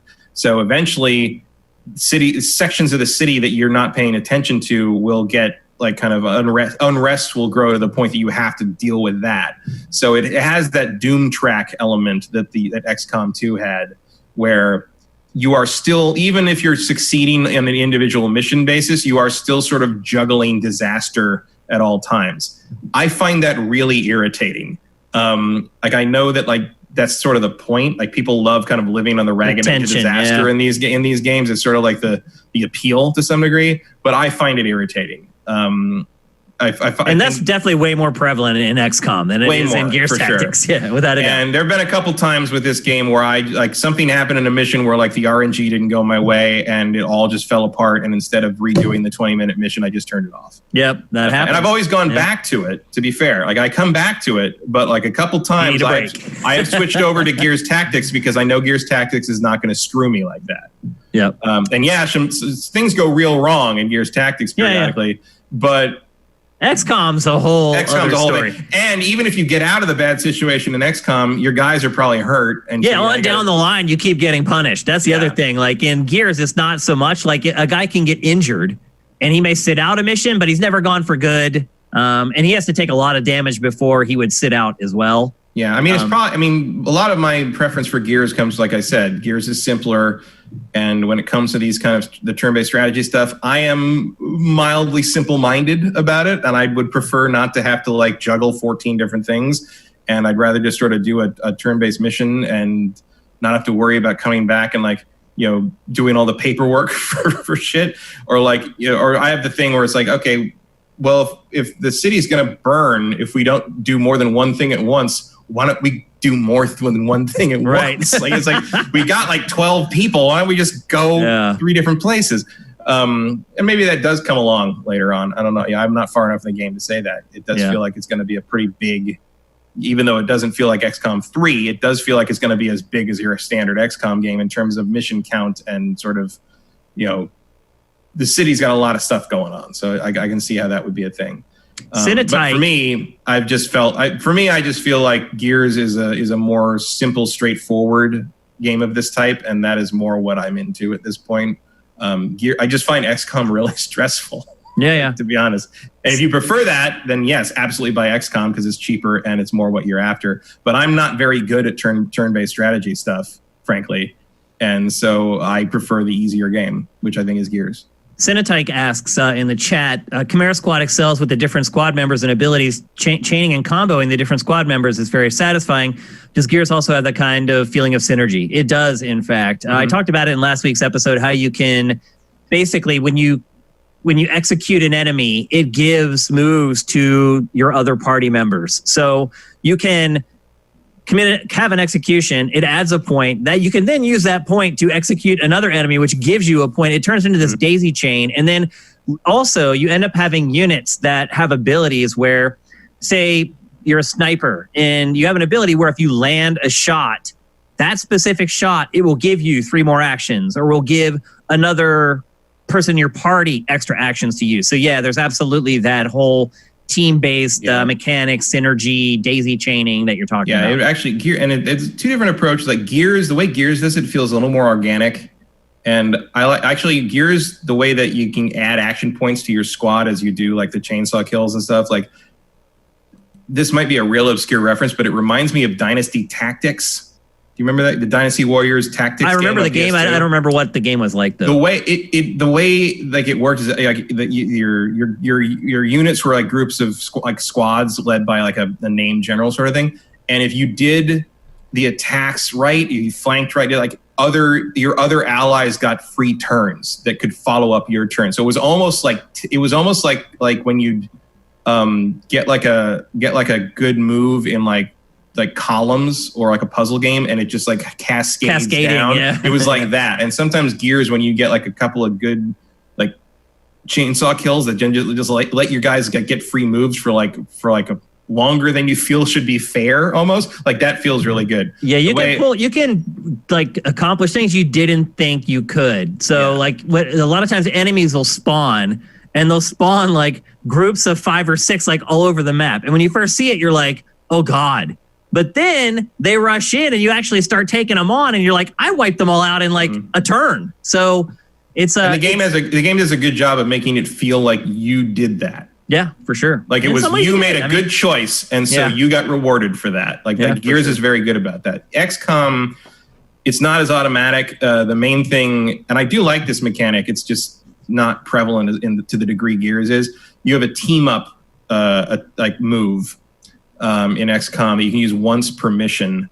That basically the character you're on, you pick it, and then you pick another character on your team to be the team up target. And that other character gets moved up the turn chain to go right after the character you are right now. Yeah. So basically, you get a free second turn. If it's useful if like this one guy is going to massacre us in the next turn. If we don't take him out, I don't have the firepower to take him out. But if I team up with this other character who's way down the turn list, I will be able to take him out. So that's how I'm going to use this right now. So it's kind of a super move more than a normal game mechanic. But it works out. Gears has that too. It has like those really powerful shots that you can select. If they land, they do a ton of damage, but if they miss, they'll wipe out like the rest of your actions. So there is some risk reward stuff there too. So and that actually turn thing, like the XCOM game does have a lot more things you can use like once per mission or not as often, but they don't count as actions. Okay. Like you can kind of a free move almost. It's kind of like Overwatch. A little bit, and of course it still has Overwatch, and it uses actually the Overwatch in this works exactly the same as it doesn't. It doesn't work the same in the sense of like being able to move 3 times, but it works the same in the sense that you pick it and you choose the cone of vision. The same way that Gears does. It's. I mean, it looks good. It also does the thing like I think it's brighter than the old XCOM games. Like the B-roll it looks brighter because you're in a functioning city. You're not like in like war-torn invasion places and stuff. And everybody like has like bright colors on their uniforms, and like there's a lot of banter between the characters. Like it's not the oppressive sort of like trudging towards the apocalypse game that the XCOM 1 and 2 are. It's got a little more optimism to it, which I kind of like. It's a nice break from the usual sort of like fighting for your life element of in everyone else's life. Yeah. It feels like the world of XCOM kind of turned a corner, and there's some hope there, but you just got to deal with some shit first. Okay. So I really like it. I just don't like it as much as Gears because I feel like Gears is more my speed. In terms of this genre, and I'm not very good at this genre. So I'm liking XCOM, but I find it frustrating in a way that Gears isn't. So I would pick Gears, but if you love XCOM and aren't frustrated by XCOM, or the frustration of XCOM is why you like XCOM, I think possible. Chimera Squad is more of the same with some improvements. So I think, if you're an XCOM fan, it's an insta buy. You should have it right now. You should be playing it right now while you're listening to me. And they probably are. Yeah. All right. Otherwise, you're paying an extra $10 now. So what did you do? That's true. You're sleeping. All right. Next up, we're going to talk about a story we addressed last week, but there have been new developments over the last 7 days. Last week, we talked about how Naughty Dog had basically almost the entirety of The Last of Us Part 2 leaked. At the very least, some of the most pivotal moments from the game were leaked. I talked about how I saw things I can't unsee now, and I wish that I could. And at that point in time, the reports suggested that it had been kind of an inside job. As someone who worked with Naughty Dog in some capacity, was disgruntled, did not like the work culture at Naughty Dog, and therefore decided to take it out on Naughty Dog by releasing all this damaging information about The Last of Us Part 2. Well, as it turns out, that was not the case. It was an outside job. It was not someone who worked with Naughty Dog or Sony. It was just hackers who somehow found an exploit in Naughty Dog's networking structure from Uncharted 4.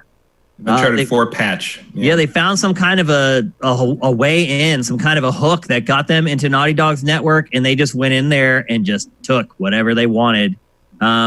Like, that's on one hand it's terrible and stupid that you do that to people looking forward to the game and the people who worked in the game. On the other hand, like, a little bit of respect there, like, for like finding, like, how, like, what, like, who was, what are you doing, like, looking for that shit, and that, who would ever think to do and that? And to what end? To this end, I'm sure. But I mean, nobody even knows who they are. They may eventually, if they actually get arrested, which is possible. But to what end? Nobody knows it was you. You're gonna gain nothing from doing it. What they gained is watching people freak out about it. Oh, I forgot that there are a lot of people who delight in others' pain. I always forget that. We did a whole ongoing segment about that with the griefer. Yeah, that's right. We did. We had a griefer segment on X-Play. I should have remembered. But I just don't want to believe that there are people like that. But the sad truth is that there are. And, you know, maybe... You know, the lower third for the topic last week was karma ? Well, after this news broke, then, of course, a couple people came after us on YouTube and on Twitter, you know, because they only saw the thumbnail and, you know, a question mark doesn't mean anything to them. So they were pissed off that we had said that Naughty Dog deserved it, which we never said at all. That was just something that we were wondering aloud is... You know, is this retribution for the way Naughty Dog runs its business? Yeah, not like deserved, but sort of consequences. Right. I mean, it's exactly. It's cause and effect, you know? So how do you feel about this, Matt? Like, I mean, it still sucks. Yeah. Like, it's just, you know, what do you expect? People are dicks. Like, there's no other way around it. Yeah, I think you brought this up last week when we talked about it. You said that, you know, I don't necessarily feel bad for Naughty Dog. I feel bad for the people who work at Naughty Dog who've been working on this game for the last however long. And to have all that work just get put out there. Yeah, it's pretty rough. Yeah, and there was more today. Oh, there was. Including the ending. Oh, my God. Really? I still haven't seen any of it. I mean, I'm guessing they have everything and they can just keep releasing it. Yeah, it sounds like that. But the more I'm also curious if they have other things. I'm sure they do. Like future projects or something. Right. Who knows? Things that right now, Naughty Dog is probably losing its mind.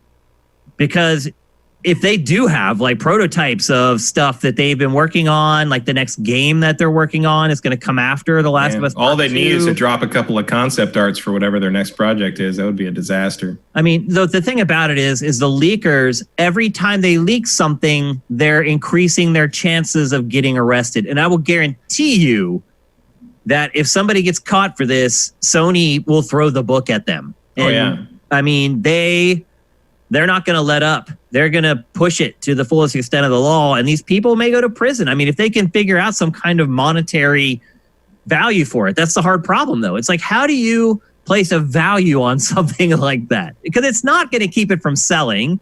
Could you even prove how many copies it kept it from selling? You really can't. You just wonder how you add a dollar value to something like that. I don't know if you go for a dollar value. I think you just go for corporate espionage, and you know you don't even need a dollar value. You need it's a criminal act. So I think you go for jail time.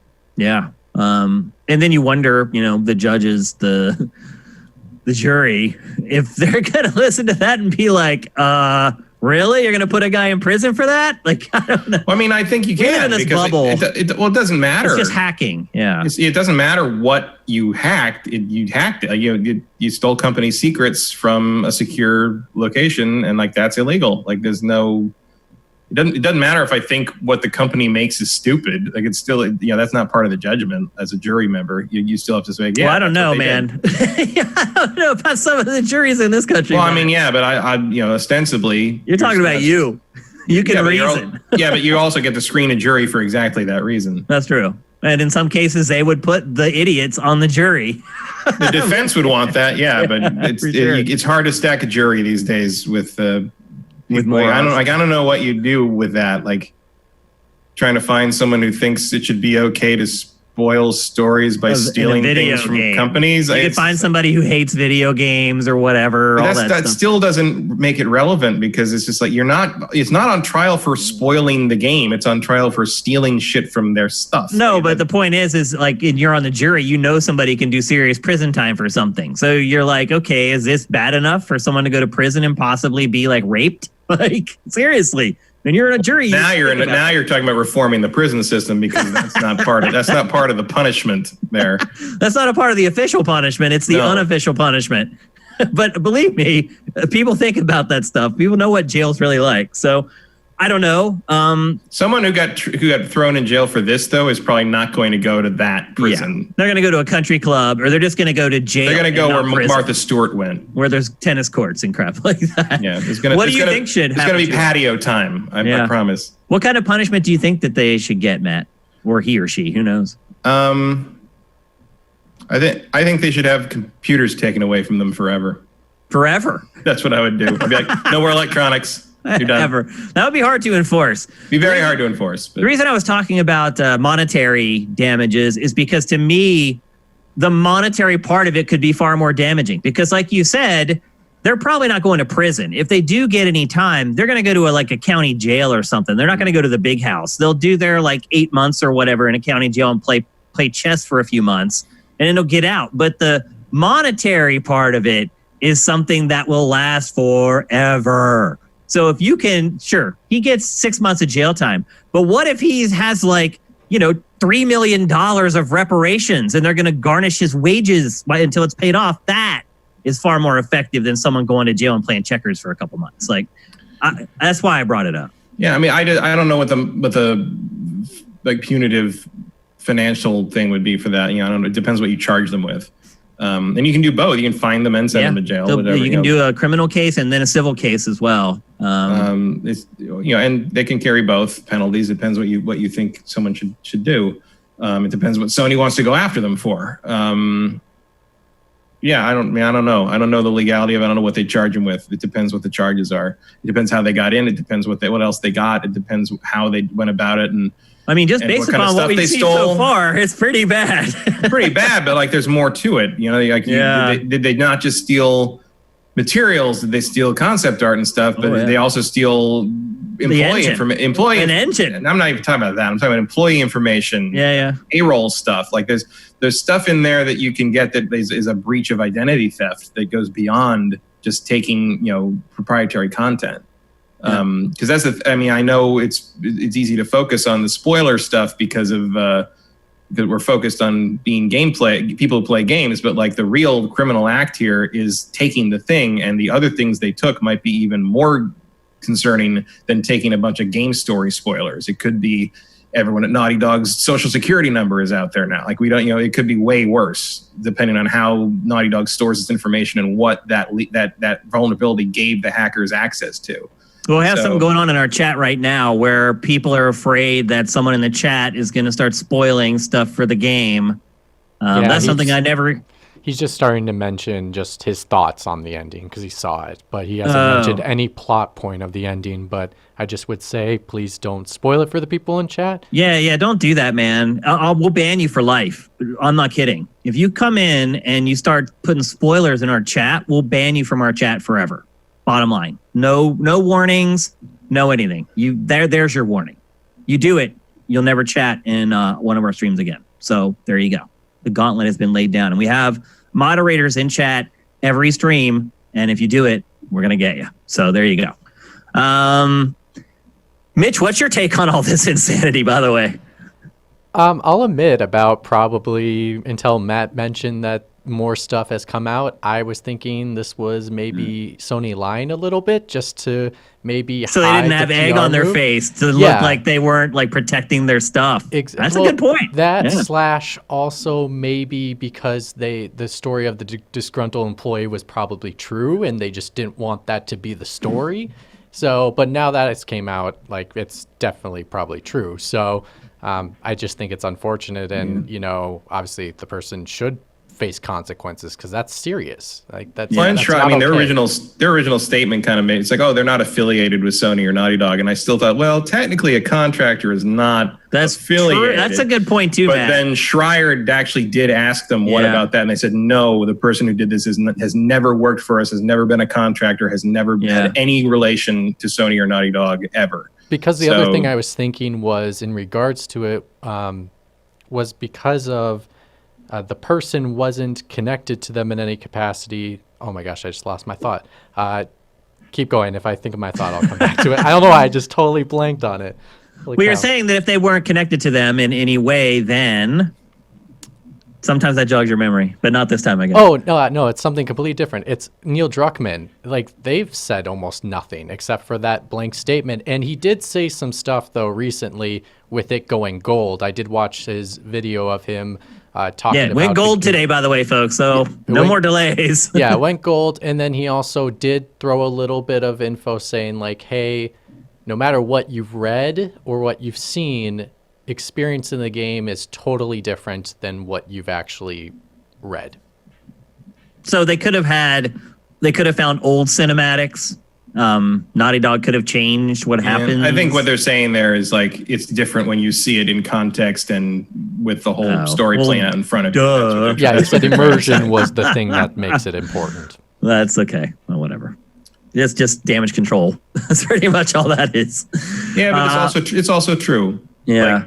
Like if the way you told the story didn't matter, then all stories would be the same. Yep, that's true. Yep. Well, who is it that said? Is it Shakespeare that said there's only 4 stories? Shakespeare, we don't have any record of what he thought about anything really beyond his writings. But that it is kind of said there's like basically 3 stories. There's man versus nature, man versus himself, and man versus man. Yeah. And yeah, Shakespeare had. Who said that? Somebody coined that phrase the first time, though. I can't remember who said that. It's a more recent thing, though. Shakespeare wouldn't have thought of things like that. They didn't think about story that way. They also didn't think about spoilers. Nope, they definitely. No one has seen a Shakespeare play since he wrote them without knowing how they ended, because that's true. It's a tragedy. Everybody dies. It's a comedy. Everybody gets married. That's it. Yeah. That's pretty accurate. It really is interesting to me that like the spoiler thing, the idea of spoilers and spoiler culture around the idea of like any information about the story, that's the last 20 years. Like that is an extraordinarily recent development. Yeah, for sure. Because when I was growing up, no one talked about. I mean, people would say like, "Don't tell me how it ends." Like if you're talking about like a mystery story or something like that. But no one freaked out about finding out who was cast as whatever, or that this thing happens in the first 5 minutes or anything like that. Like spoiler stuff like that only arose in the late 90s when places like Ain't It Cool News turned it into something. Yeah. And also the rise of recording, like digital recording, where like not everybody was watching the same thing at the same time anymore because of broadcasting. Like you know, it used to be that everybody saw the same show the night before and came back to school or work and talked about it the next day. Yep. Now everybody's got their own viewing schedule. And you can't know who saw what, and like nobody can talk about anything anymore. So yeah, that is a very recent thing. Yeah, and I also think the purview of information definitely contributes to that, because now people know more about stuff or can learn more about stuff than they could ever learn before. Like, the actor, or, there's an uncredited person that's playing a role. Let's speculate. Yeah, that's what I meant by Ain't It Cool News, is like that kind of reporting on the production process changed how much information you had access to. And that also, like, before the internet was prevalent, it's a lot easier on the internet to just accidentally see a paragraph that includes the end of something in it, and you read it, because you can't not read something if you look at it, and like you're like, oh my god, that tweet told me the end of, it's like when in Harry Potter, when Half-Blood Prince came out, and people were just posting in all caps everywhere on the internet, Snape kills Dumbledore. That became, and also that is the same mentality as the people who did this. Is they're just trying to ruin shit for people. Like that's all it is. People thought it was funny to drive by people in line buying the new Harry Potter book and yell the ending out the window at them. Like some people are just that person. I wonder why though people would want to be exposed to the spoilers. No, obviously there are message boards all over the internet that have threads that have all the information, the videos, the screenshots, and everything I've seen. They've been very good about warning people. But if you look at those threads, there are thousands and thousands of comments. What would make somebody want to know this stuff before they play the game? That's my question. A lot of people don't care. I don't care. You mean they're just not going to play it? Or they don't care. They don't think spoilers ruin anything. Oh, so you've already looked at all this stuff then? I haven't looked at any of it because I don't seek stuff out. But if somebody sprang that on me, I wouldn't care. But my sister looks up the exact plot of every movie she sees before she sees it. Every time. Like, that's just how she is. I like those pleasant surprises when I'm in. That's how she'd rather go into things knowing what they are. I like surprises. I'm surprised. That's part of it. I mean, that's part of entertainment is being surprised. It's part of it, but it's also not the point of it. So, like, I don't care. I don't know what the point. The point of entertainment is to burn time. That's the point of entertainment. But like, also, like, the point of stories is to share something and to kind of like get some message across, get some themes across. Like, that doesn't get robbed by knowing that like this one twist happens. Like that, otherwise, nothing would have replay value or reviewing value. Well, I would argue that a lot of games don't. So. A lot of it doesn't. But like that's why it's, when I say that I don't care about spoilers, especially plot spoilers, is like if knowing the plot ruins the story, it's not a very good story. That's true. I mean, so that's true. And a lot of stories aren't very good. It's true. Most aren't, especially like if you found out the spoilers to the end of Game of Thrones, that was ruined for you because there's nothing else other than that incredibly stupid plot. There was no other meat there to dig into. There's no reason to watch that again because there's nothing to dig into. But like, and I would argue that you're right. Like the majority of video games are their plot and not much more. Because that's just not the emphasis that games have.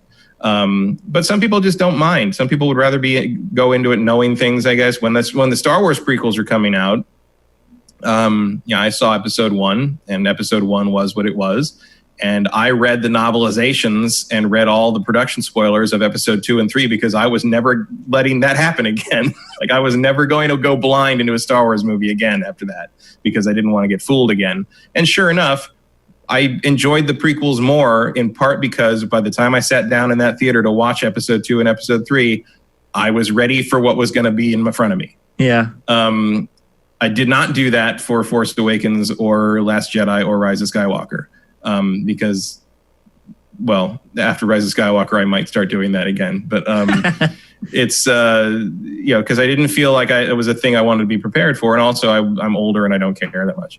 But at the same time, if someone like accidentally tells me how Last of Us ends in the next month or so, I am not going to be thrilled, but I'm also not going to be mad at them. I mean, I might tell. I would be mad at them. I would be mad at them because they're just being a selfish jerk. Either that, I mean, there's no other reason to do it. I mean, it's harder to say because like, regardless of whether it bothers me and I care about the ending, they're just being a jerk. Well, it's a weird example because obviously someone hasn't played it because it's not out yet. It's different. Yeah. It's different than something that's been out for like a year and someone says something about this thing that's been around for a year and you're like, oh my God, I haven't seen it yet. And I'm just like, well, you had a year, dude. Yeah. I totally agree with that. Yeah, I especially don't care. I especially don't care if someone is talking about something that's old and I just haven't gotten to it yet because that's on me. Yeah, that's totally on me. I agree with that 100%. All right, let's move on to our last topic of episode 210. You guys knew it was coming from the moment the show started that our last topic was going to be Assassin's Creed Valhalla. A little anticlimactic. So I went back and looked on the site. And now that we have timestamps for all our content, it's a lot more functional for stuff like this. And I went and looked at when the first story we curated for this game mentioned that it was set in the Viking era, the Viking setting. And it was April 6th of last year. So we have actually known about the setting for the new Assassin's Creed. If you're a sifter and you're on Sifted, you would have known about this for the last like 13 months, which is really crazy. Well, it didn't get confirmed until a week ago. Yeah. But it was right. It was sort of. I mean, there was another leak about it that was completely wrong. There was a troll where the Assassin's Creed Ragnarok leak, which was completely false and fabricated. What was false about it? All of it. I don't remember. It was literally made. It was literally made up. It was just somebody trolling. Like it was not even like a leak of anything. It was just somebody had heard the rumor of it being Vikings and just made up a bunch of bullet points that seemed semi-plausible. Oh. But it was not real at all. I mean, it could have absolutely been called Ragnarok at one point. Could have been, yeah. I mean, it makes sense as a subtitle. Ubisoft is saying it wasn't. Yeah, for some reason they like to name these things with V's, I guess. And I also remember what was was it Syndicate? They could have changed it. I don't know, but Syndicate was originally called Victoria. Yeah, I think that's right. Yep. And because it had a V because it's supposed to be 5 and everything. Yeah. They changed it to Syndicate, I guess, because the Victoria title leaked. So now the Ragnarok, the person who posted the Ragnarok leak admitted they made the whole thing up. There was no grain of truth at all. Oh, okay. So before we get into this topic, I want to bring Mitch in on this because before the show started, he basically said to me, like, I have some things that I want to say about Valhalla. So Mitch Sikorsky, the floor is yours. Well, I'm uninspired and unexcited about this game because I don't think it's an Assassin's Creed game anymore. I mean, I think it's gone away from the franchise. I mean, now, to credit, I played a tiny bit of Origins and I stopped because it was buggy as heck and I could not get through it. Like my first 2 minutes in that battleground scene, I fell through the floor. Like that's my first minute in this game and I was like, oh my gosh, this is going to be a nightmare.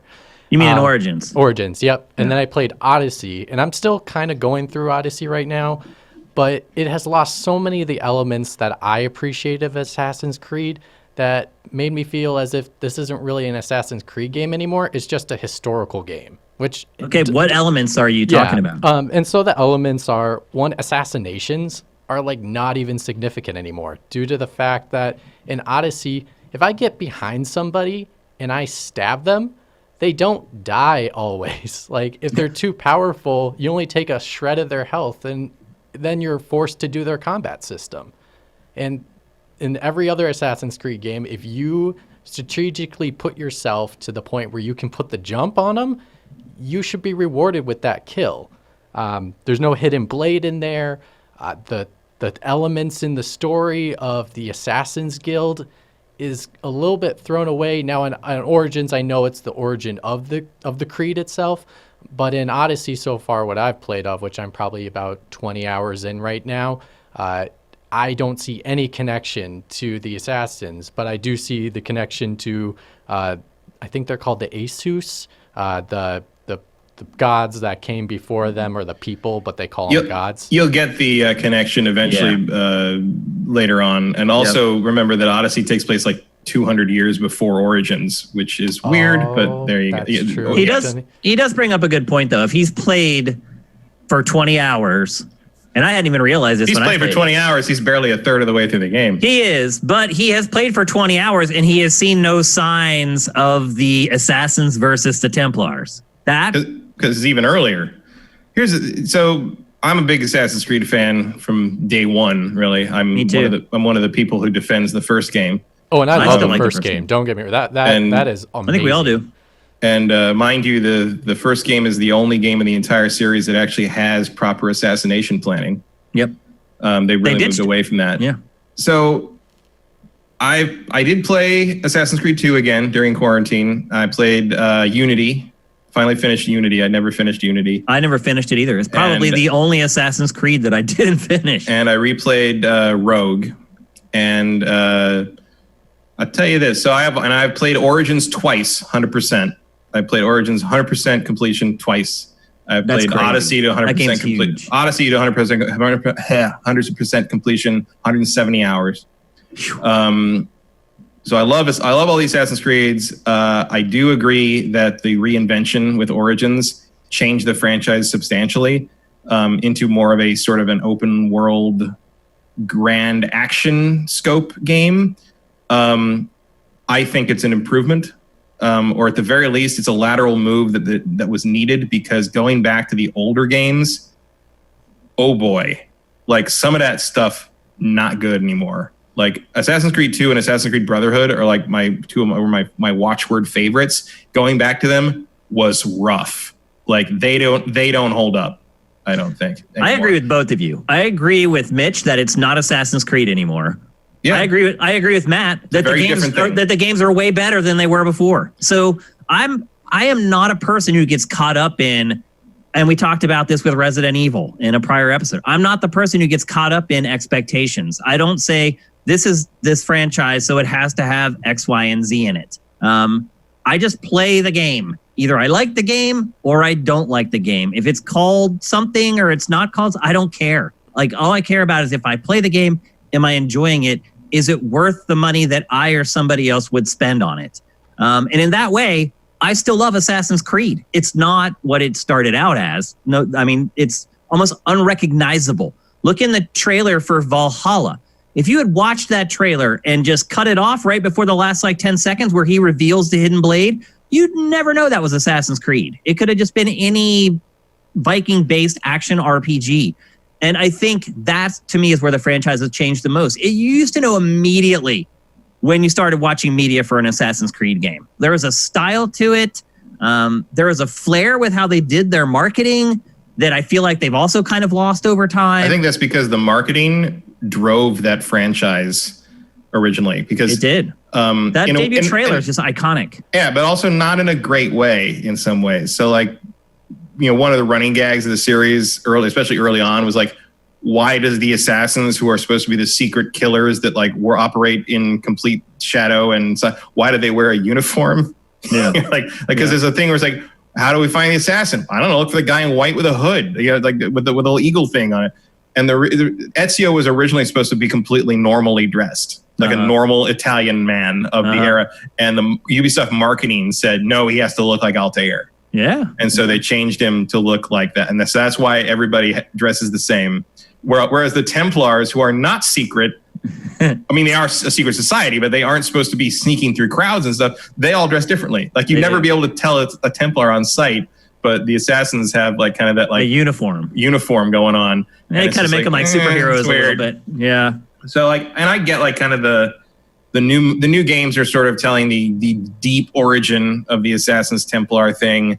Origins gets into sort of the original establishment of that. And to be fair, that is telling a story that was first established in Assassin's Creed 2. Aya is one of the statues in the underground hideout in Ezio's villa. She's standing there, and then Odyssey. I don't know exactly how. I mean, Odyssey gets into the first people more, and Cassandra is more connected to them than she is to the assassins. I think Odyssey's point is to lay down the backstory lore for the alien god people. First Civilization, I think they're called. First Civilization, especially because you are directly interacting with a bunch of them. By the end of the DLC, you're just sort of hanging with them, which is interesting. And Vikings, Valhalla, I'm interested to see where they take this, because at some point you're going to have to finally kind of meet up with the old series. You're going to have to sort of establish what we saw the Assassin Order as in Altair's day. How did that go from there to here? Yeah. And I'm interested to see how that all connects up. That could take another 10 years at this rate. I feel like we got at least one more game of evolving the hidden blade until we finally explain why they started cutting their ring fingers off. But I enjoy sort of just the basic open one. I do find it annoying, that early on, especially before you can do the upgrades in the various skill trees, the assassinations basically just give you a quick, take a third of their health up before you sword fight thing going on. It's not the stealth assassination game that it used to be, but I really enjoy what they turned it into. And I can see the argument that if you got a certain thing out of Assassin's Creed, that these new games do not deliver that anymore. But what they deliver instead, I like just as well. And I will agree with you that these games are good games, for sure. And I would rather see it titled something else, to be honest. I would like to see them come back to the... I understand your argument, Shane, of expectations going into something, but the title does have meaning. The title comes with a brand, and that brand has foundational elements in it. And yes, you can change a brand, but with changing that brand, what people find that they enjoyed from it can go away, and then they don't enjoy that brand no longer. And it doesn't. I just enjoy Gears Tactics. Yeah, I mean, but I guess in the sense, I mean, for and I don't hate Gears after playing Gears Tactics. yeah, I mean, in the end, I mean, the games are good. It will be an interesting setting with the Vikings, but I really wish they would just take some of the elements back from the original to make it an assassination game, because I feel like there's no plan, and that's the issue. There's so many of these games, and it feels like it's, in a sense, Call of Duty, because you're releasing a game almost every single year, and they sometimes touch each other in a sense of like connection, but you could just play one and let it go. And I feel like the investment no longer is there for you to continue playing the series every single game. Then why are you playing it every single game? All right, let's start talking about the details of Valhalla, because we've just been talking about just Assassin's Creed in general so far. So you play as Avor, I believe is how you say the name. Avor can be a male or a female character. There's tons of customization options. In fact, it sounds like they're completely removing leveling from this game, and everything else is going to be built on gear and your gear level. Sounds a whole lot like Destiny to me. They said God of War is the comparison. Oh, okay, which I'm obviously 100% okay with. But yeah, it got absurd, honestly, in Odyssey. Like, I'm playing Assassin's Creed, my character is like level 79 or something. Like, I don't know. It just seemed a bit ridiculous because those games are so long, and then they put out so much DLC. I think I like the concept of gear, but it does make me nervous that they're trying to turn this into a churning game as a service where people are just going to be constantly grinding to get that ultra rare chest piece or that helmet or whatever else, or some weapon that's more I can't powerful. imagine that's going to be a thing. I hope not, but there's been tons of loot in the last two games anyway, and like that, you've never been at a disadvantage in that regard. Like, there's no reason to grind that hard for something like that unless it's a multiplayer game and you really want a distinct advantage over another human being. Like, in terms of like a single player game like this, you're never going to hit a point where you absolutely have to have this special thing to be competitive. Like, it'll be fine. Like, Ubisoft has never had a big problem balancing that kind of thing here. And if they're taking God of War as their template, even better. My concern is more along the lines of, will progression feel meaningful in a way that Odyssey's didn't? Because Odyssey, eventually I hit a plateau where I felt like nothing could really kill me. Yeah, I remember you showed it to me when I came over there. I was like, you're so OP compared to the game at this point.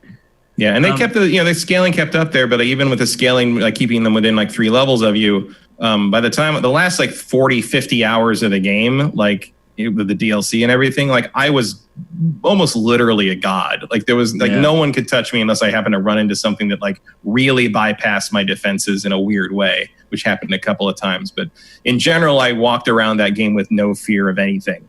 And, one thing I do like about Valhalla is that you can keep your gear. So there's not a lot of churn with gear. It's all about like upgrading it and decorating it and making it what you want. So if you find a piece of gear in the game's first hour and you just like the way it looks and you want to keep that for your character, you can do that all the way till the end of the game. You can just keep buffing that original set of armor that you got when you started the game. I mean, you could do that That's in cool. Odyssey I like as well. You can do that in Odyssey. Can you? Yeah. You can buff things up. You can. I thought there was a certain point though where it became untenable. They changed some of that in updates, so you can keep upgrading and upgrading and upgrading. You can also change the appearance of any piece of gear to look like any other piece of gear. Oh, okay. So because you can't change the properties, you can't change like what an armor set does or like what a special ratings or whatever. But I found like some, about halfway through the game, I found an armor set that I liked the best, and every time I would upgrade to a new set of high level armor, I just go through with a cosmetic thing and change it to look like my favorite set. So this looks like it's going to have a little more less magically turn it into something that looks completely different and more like add like straps and scalps. I don't know whatever bear fur or something. Whatever you're gonna do. I don't know what this is gonna be. Well, it looks like you can have a bear. They released the first image for DLC. It's like an exclusive mission because I guess you saw that they're shacking up with Xbox for this game. Yep. So the first DLC is exclusive to Xbox, and the image for it is you with a bear. So it looks like you're going to have like a polar bear that fights on your side. There's a lot more details we got to get through. Let's try to get through some of these. The game takes place in Norway and England. There are 3 major cities that you visit: London, Winchester, and Jorvik. I probably pronounced that completely incorrectly, but I'll take my lashes for that. You can dual wield almost any combination of weapons. That's pretty cool. I'm going to use an axe and a bear. Well, the axe obviously is the one that they really focused on in the first trailer. And classic Viking weapon. It's I honestly don't know what a classic Viking weapon is. What is it? Axes. Is it an axe? Is that what they would and a use? shield? Yeah. Yeah. So I guess they're keeping it authentic, but being able to dual wield any combo is pretty cool.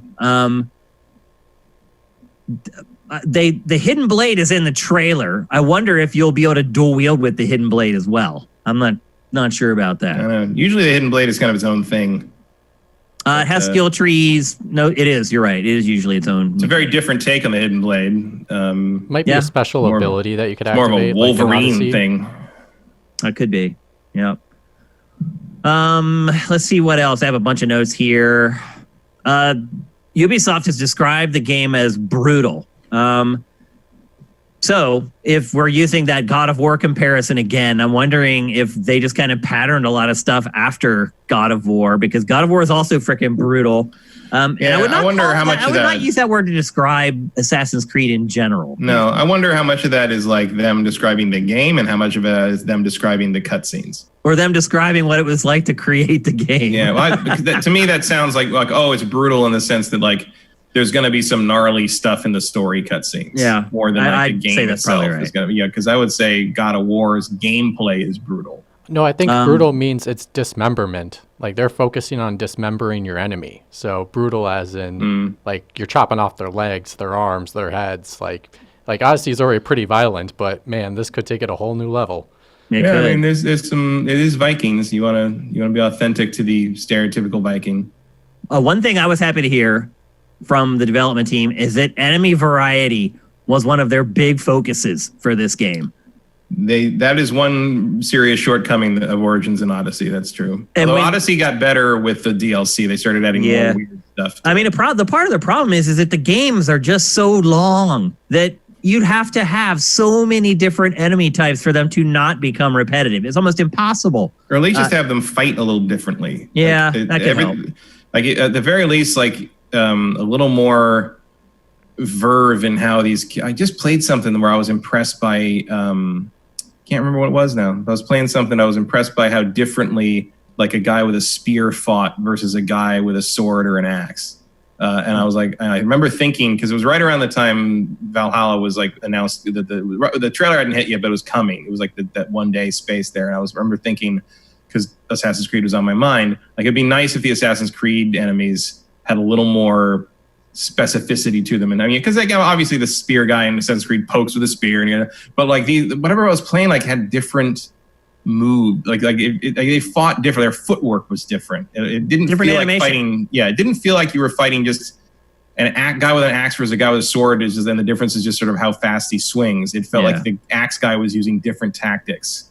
I'm very happy to hear that was something that they made a point to bring up on day one of announce. So that means that they have really taken some time to work on it.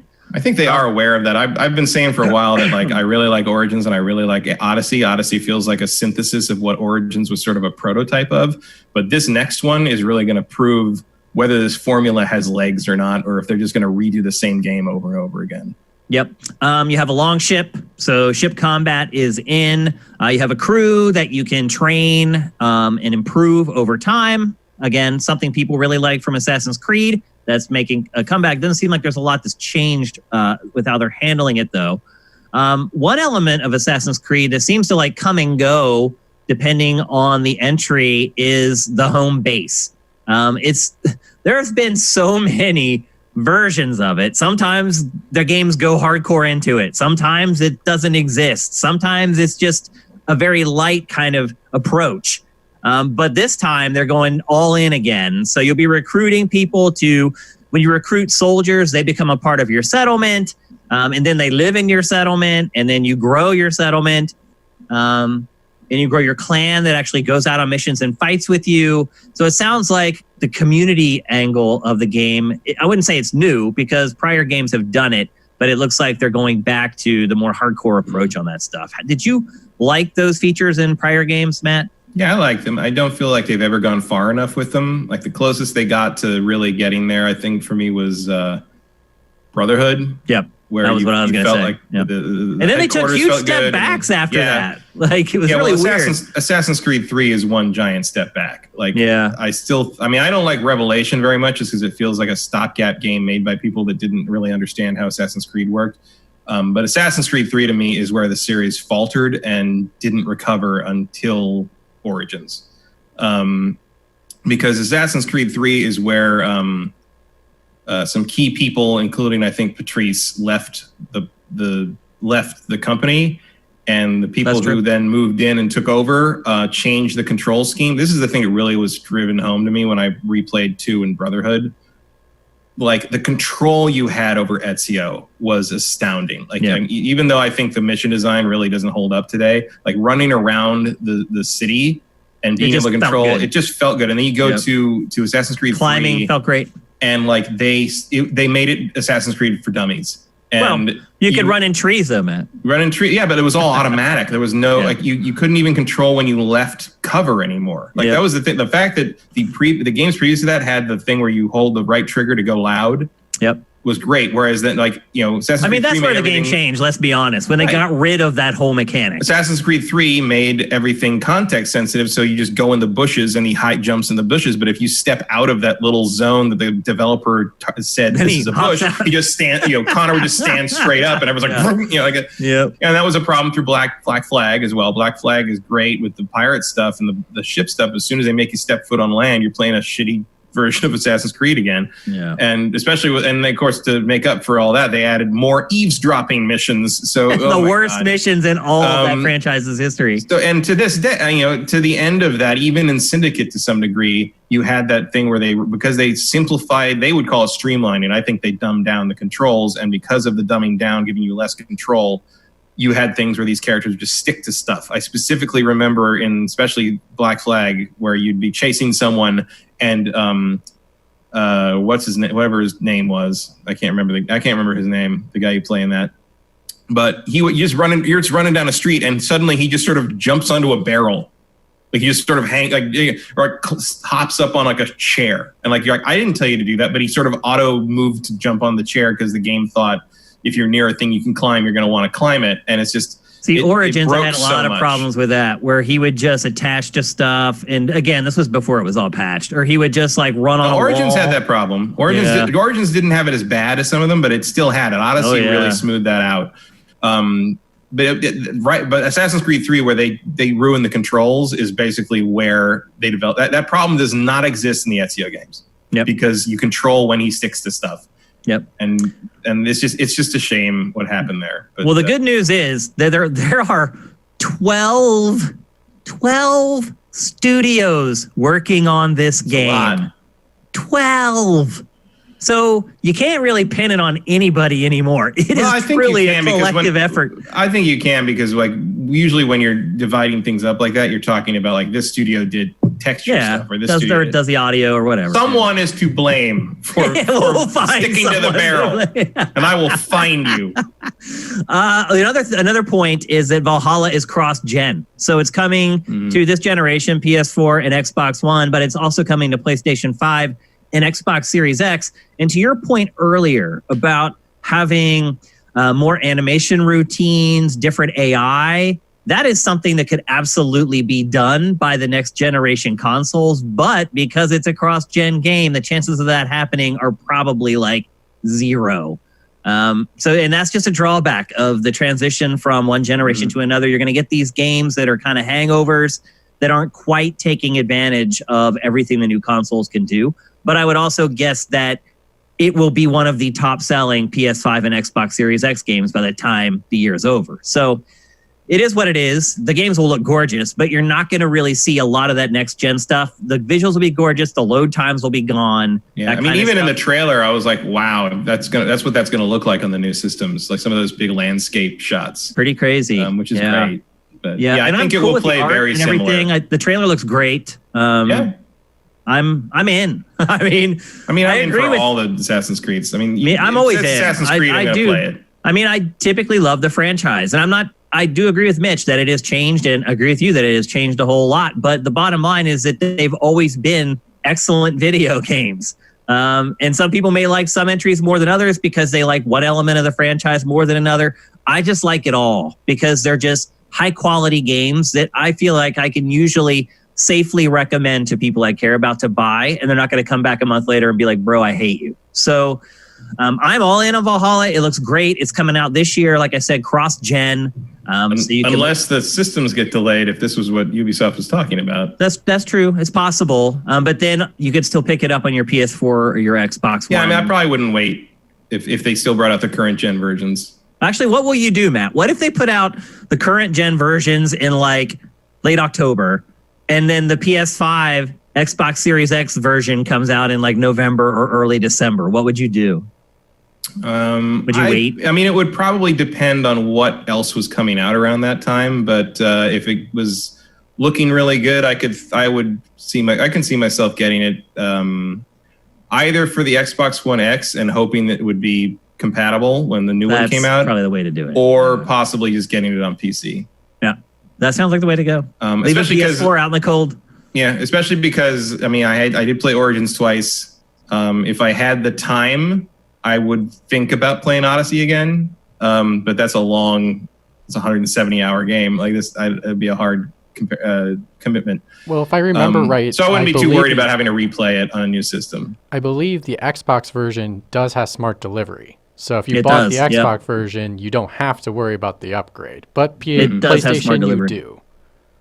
Yeah, and I mean, well, yeah, because it also isn't going to upscale games the way that the Xbox Series X is going to from Xbox. So I mean, I would probably stick with Xbox on this one also because of the DLC deal and the exclusive. I tend to like kind of lean Xbox in terms of power, but in terms of like early on when you can't tell which system to do it with, I tend to lean towards whichever one has the marketing deal because it means you'll get stuff first and it's kind of the lead platform. Yep. And then the last thing, more attention. Yeah, the last thing I should mention before we go is that they have confirmed, the developers confirmed that the Assassins and the Templars are in there. But just the fact that they have to mention that really does show you where the franchise is right now. Sort of. I mean, the weird thing is that Odyssey was a prequel.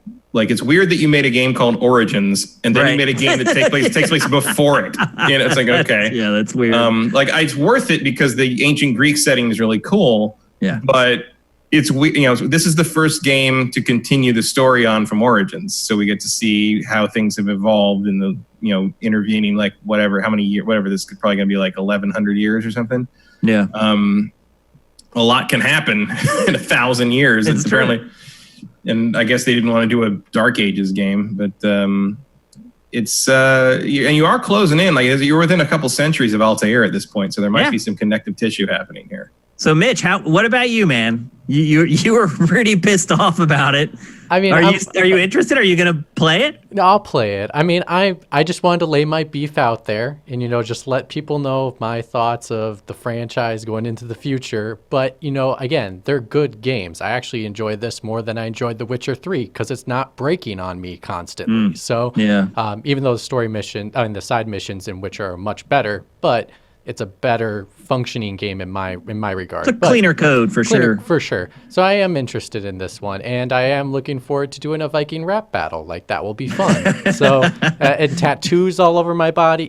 There's a lot of cool immersive elements that the game transitioning this way does help. And I think I'm excited about what they do with the time periods going forward, and I'll just play it for that.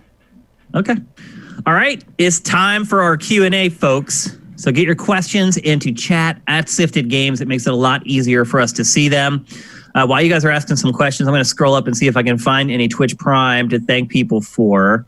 I think I saw Gurzilla earlier had subscribed.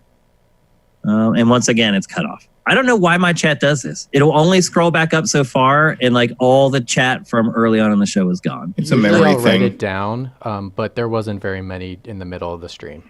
Okay, cool. I just want to try to get everyone if I can. And thanks to the two guys who were handing out subs earlier, Sound Wizard, and who was the other one? Tiny 2K, I think? Yeah. Tiny 2K. Yeah, thanks you guys. That's awesome. Sifters, I hope you're thanking them for spreading the love. Let's see, some questions. Kevin Rafa, which game do you miss in this generation? I guess he's saying what franchise that no longer exists do you miss this time around? Mass Effect. Yeah, that'll probably be everyone's number one, is my guess. Because I know another game came out with the title on it, but that wasn't Mass Effect. Yeah. I mean, I would argue that you leave it alone. I don't really want more Mass Effect. I just want a remaster. The other thing I would probably go with is Star Wars. Like it's old I thought this generation was gonna have a whole bunch of Star Wars games, and we got 2 Battlefronts and a good Fallen Order game, but like nothing. Now, at this point, I'm jonesing for that Lego Star Wars Skywalker Saga game just to have more Star Wars content. I mean, just get on with it. This one's easy for me. I mean, it's Metroid. Well, Metroid wasn't even here last generation. That's what I'm saying. So if there's one that I'm missing, there you go. Hopefully that gets remedied soon. we got the 3DS one. Yeah, I mean, I don't count when he says like this generation. I don't count like handhelds in that. But and that Metroid game was good. So I'll take what I can get. Beggars can't be choosers with Metroid. we have to take what we can get. I mean, we don't have a choice. Hopefully that's rectified soon. I mean, yeah, I'm hoping we see whatever Mercury's team's been working on. I hope we get a new Metroid game from them. it would be this nice. year. Absolutely, for sure. I'm missing another Portal game. That's what Portal. I want. Yeah. Now that Valve is back in alive and kicking, maybe it's a possibility now that we get a new Portal. For a long time, I really didn't think it was possible. I didn't really think it was going to happen. My thing with that would be that the people who wrote those games aren't there anymore. And I would not really want to see them attempt it without the people who wrote, without Eric and Chet. I mean, let's be honest, that's what made that game. Yep. I mean, the writing was amazing. The voice acting obviously carried it, but the writing is really what set it off. Yeah, those games were written by the guys who did Old Man Murray, if you remember that site. Yeah, I do. I remember very well. Does it still exist, or is it gone now? Oh, that shut down like 2003, 2002. Oh, wow. It's still up there. I think you can still see it, but they haven't written anything new for it since they got hired for actual real writing gigs. But those Tiny guys, 2K, 2,000 bits. Thanks, bro. Those guys, that's who wrote Portal. The Portal games is the people who did that, and which was a site that we used as a template for X-Play when we were developing that. Yep. That Rune review. That's right. ETH Demon, he brings up something that maybe we should have mentioned in the show. What are your predictions for the Xbox event? There's an event this Thursday. We should have mentioned also during the Assassin's Creed section that Assassin's Creed Valhalla's gameplay is most likely to be debuted on Thursday at the Xbox event.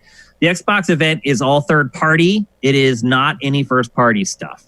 Although today Phil Spencer said that Series X and Halo Infinite still confirmed for holidays this year.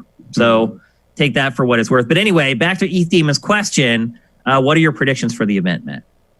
Well, I'm thinking probably some Halo. They said no first party, only third party. Oh, no first party? Yeah. God, who knows then? Maybe probably gameplay for Assassin's Creed, and maybe they'll show Watch Dogs Legion again. Yeah, I don't know what to expect. It makes it exciting. It's maybe new COD. No, it's about time. Yeah, it is. No, this is the time. So if you go back and look, Activision unveils the new Call of Duty within the first 2 weeks of May every year. Every year without fail. You do an event in the first week of May, and then you see like the first look at maybe the campaign. And then at E3, they blow out the multiplayer, and you get to check out the multiplayer. So we are due. You're absolutely right. It could be, there's, again, rumors floating around that the next Black Ops is called Call of Duty Vietnam. It's not going to use the Black Ops name, but it's supposed to be set in the same universe. It's like a reimagining of Black Ops 2, I think it was. So it's possible. It's very possible that we see it. Although there's also word flying around that it's in development hell. And that Treyarch had to come in and save the project. And Hype train is your level 3. My long shot, just thing I'd want to see is the KOTOR remake. Oh, that's not bad. I mean, third party wise, there's not a lot of stuff that isn't known. No, I mean, you could show. I guess you could like FIFA. Yeah, I was thinking sports games. So you can show Madden, FIFA, NHL, NBA 2K. And you know what? Third parties are going to want to show their games on Series X. Yeah, because it's going to be the games are going to look better much more quickly on Series X than they are on PlayStation 5. They may ultimately look a little better on PS5 once developers have worked with them for a while. Yeah, I mean, I wouldn't be shocked to see a pretty big FIFA thing. Me either. On this. Because it's huge. It's like the second best-selling game in the world. So it makes sense. And if they sign a deal with EA for FIFA, that could be freaking huge. So I'd also like to see a little something about Elden Ring, but I feel like we're not going to get that this year. It might be perfect timing for that, though. Might be, but I don't think it's going to be. I think it's late next year. Because I think what you're going to look at is you're going to see Microsoft getting out ahead of PlayStation announcing its marketing partnership. So it's going to, even though we know already that Ubisoft is working with Xbox on Valhalla, there's a Call of Duty. I mean, next gen, Call of Duty could become an Xbox franchise again. Choose your sides. They could announce that on Thursday, that DLC will be coming first to Xbox Series X instead of PlayStation 5. So there could be some big stuff going down on Thursday, even though we're not going to see any of Halo Infinite or any of Microsoft's other first-party stuff. So I'm excited for it. Beyond Sifted on Thursday, we'll have it curated and pinned to the top of everyone's have to show us what that Fable game looks like eventually. Yep. Well, just to clarify one of your statements, Shane, first-party stuff, I'm looking at a screen to read it, so... is that July is when they will show off first party. It's a first party showcase. Okay, that makes sense. That'll give them plenty of time. That's a good 3 or 4 month buffer for people to digest everything and start planning, what they're going to buy and how much they're going to spend. So it makes sense. Tomb Raiders, we answered that one already. SJD Swanland, are you excited for the Taika Waititi Star Wars film? Taika Waititi. I don't even know who he is. I saw it He directed Thor Ragnarok and Jojo Rabbit. He's in the last episode of The Mandalorian. Yes, he's if I had a top 3 hot directors now, I'd want to direct a Star Wars movie. He'd be one of them easily. So yes, that's very good news and very exciting news, and we'll see what he does with it. Yeah, and I watched the documentary series just the other day, and it talked about the directors, and hearing what he had to say made me more excited about him directing an actual film. Ragnarok was great, so I'm in. And he's doing the next one, too. Oh, great. Now people are subscribing. Emperor Dread, thank you for subscribing. One Super Master Gamer, thank you for Twitch Prime. Mega Drive Guy, thank you for Twitch Prime. You guys remembered last week where I said wait until the end. That's awesome. Oh, and it's about time to see Arkham, isn't it? That's true. That's true. That's a good point, Matt. Oh, snap. Well, they were going to do it at E3, so this might be too soon. Maybe. Because all bets are off now. All bets are off now. I'm just thinking, all of a sudden, we thinking it's going to be like a 2-hour event. Valhalla, I guarantee that was supposed to be an E3 reveal. And now we got it a month earlier. Yeah, or it was supposed to be like a May, Judges Week reveal, and then gameplay at E3. Yep.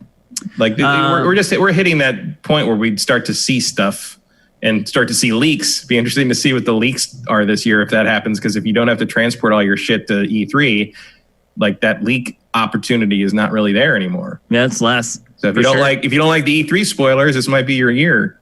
Yep. Ubisoft will still screw it up somehow. Well, when you got 12 studios, somebody's going to tell somebody something.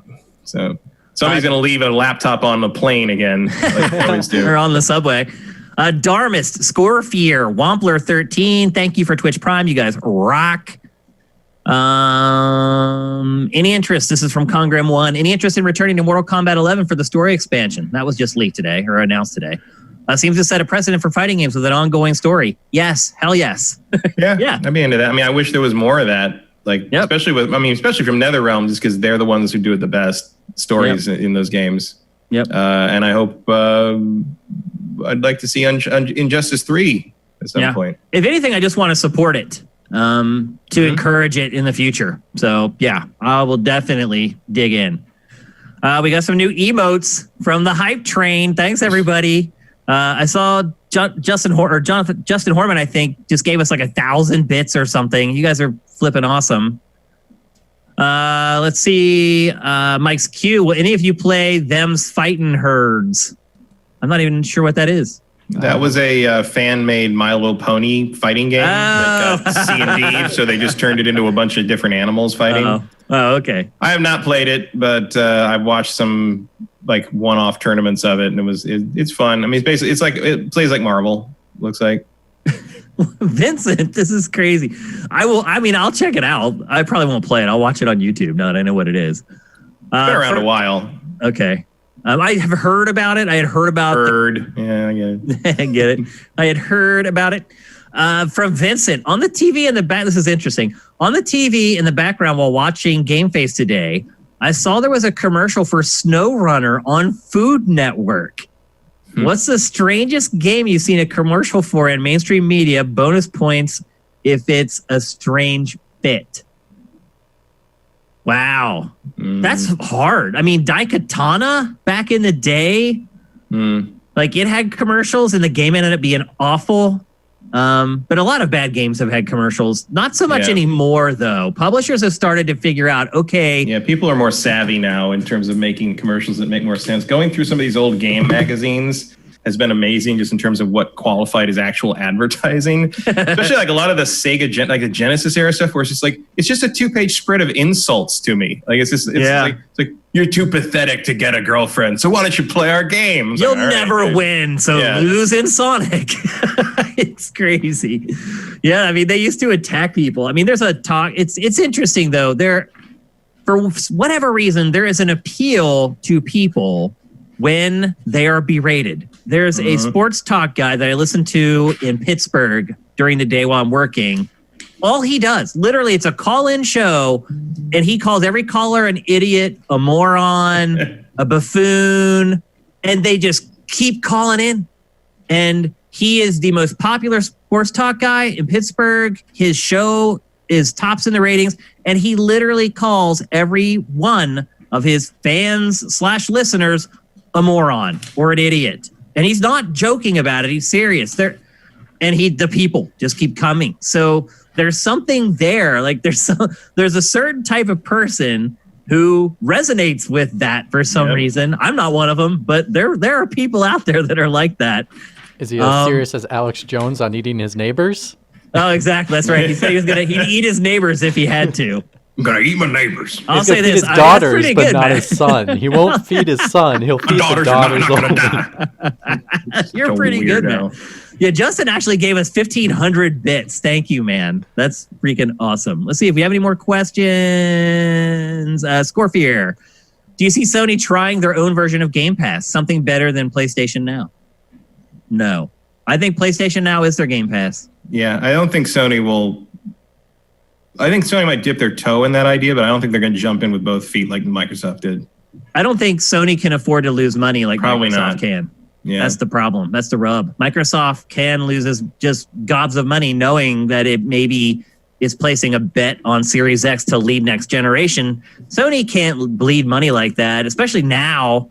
It's a consumer electronics company. That's where it makes all its money. It doesn't make its money selling like licenses for Windows. So it's also not done particularly well for the last like decade in its other consumer electronics departments. It's just not in the same position to be able to do that. So and the other thing would be, why would you do it? To be honest, I mean, they have a top echelon of first party that people are willing to pay $60 for. Yeah. Why put that for free when Microsoft actually has something to prove compared to Sony? They don't have to prove anything with their first party at this moment with their track record. Yep, for sure. I did have a thing in this magazine I found this week that I wanted to read. Okay.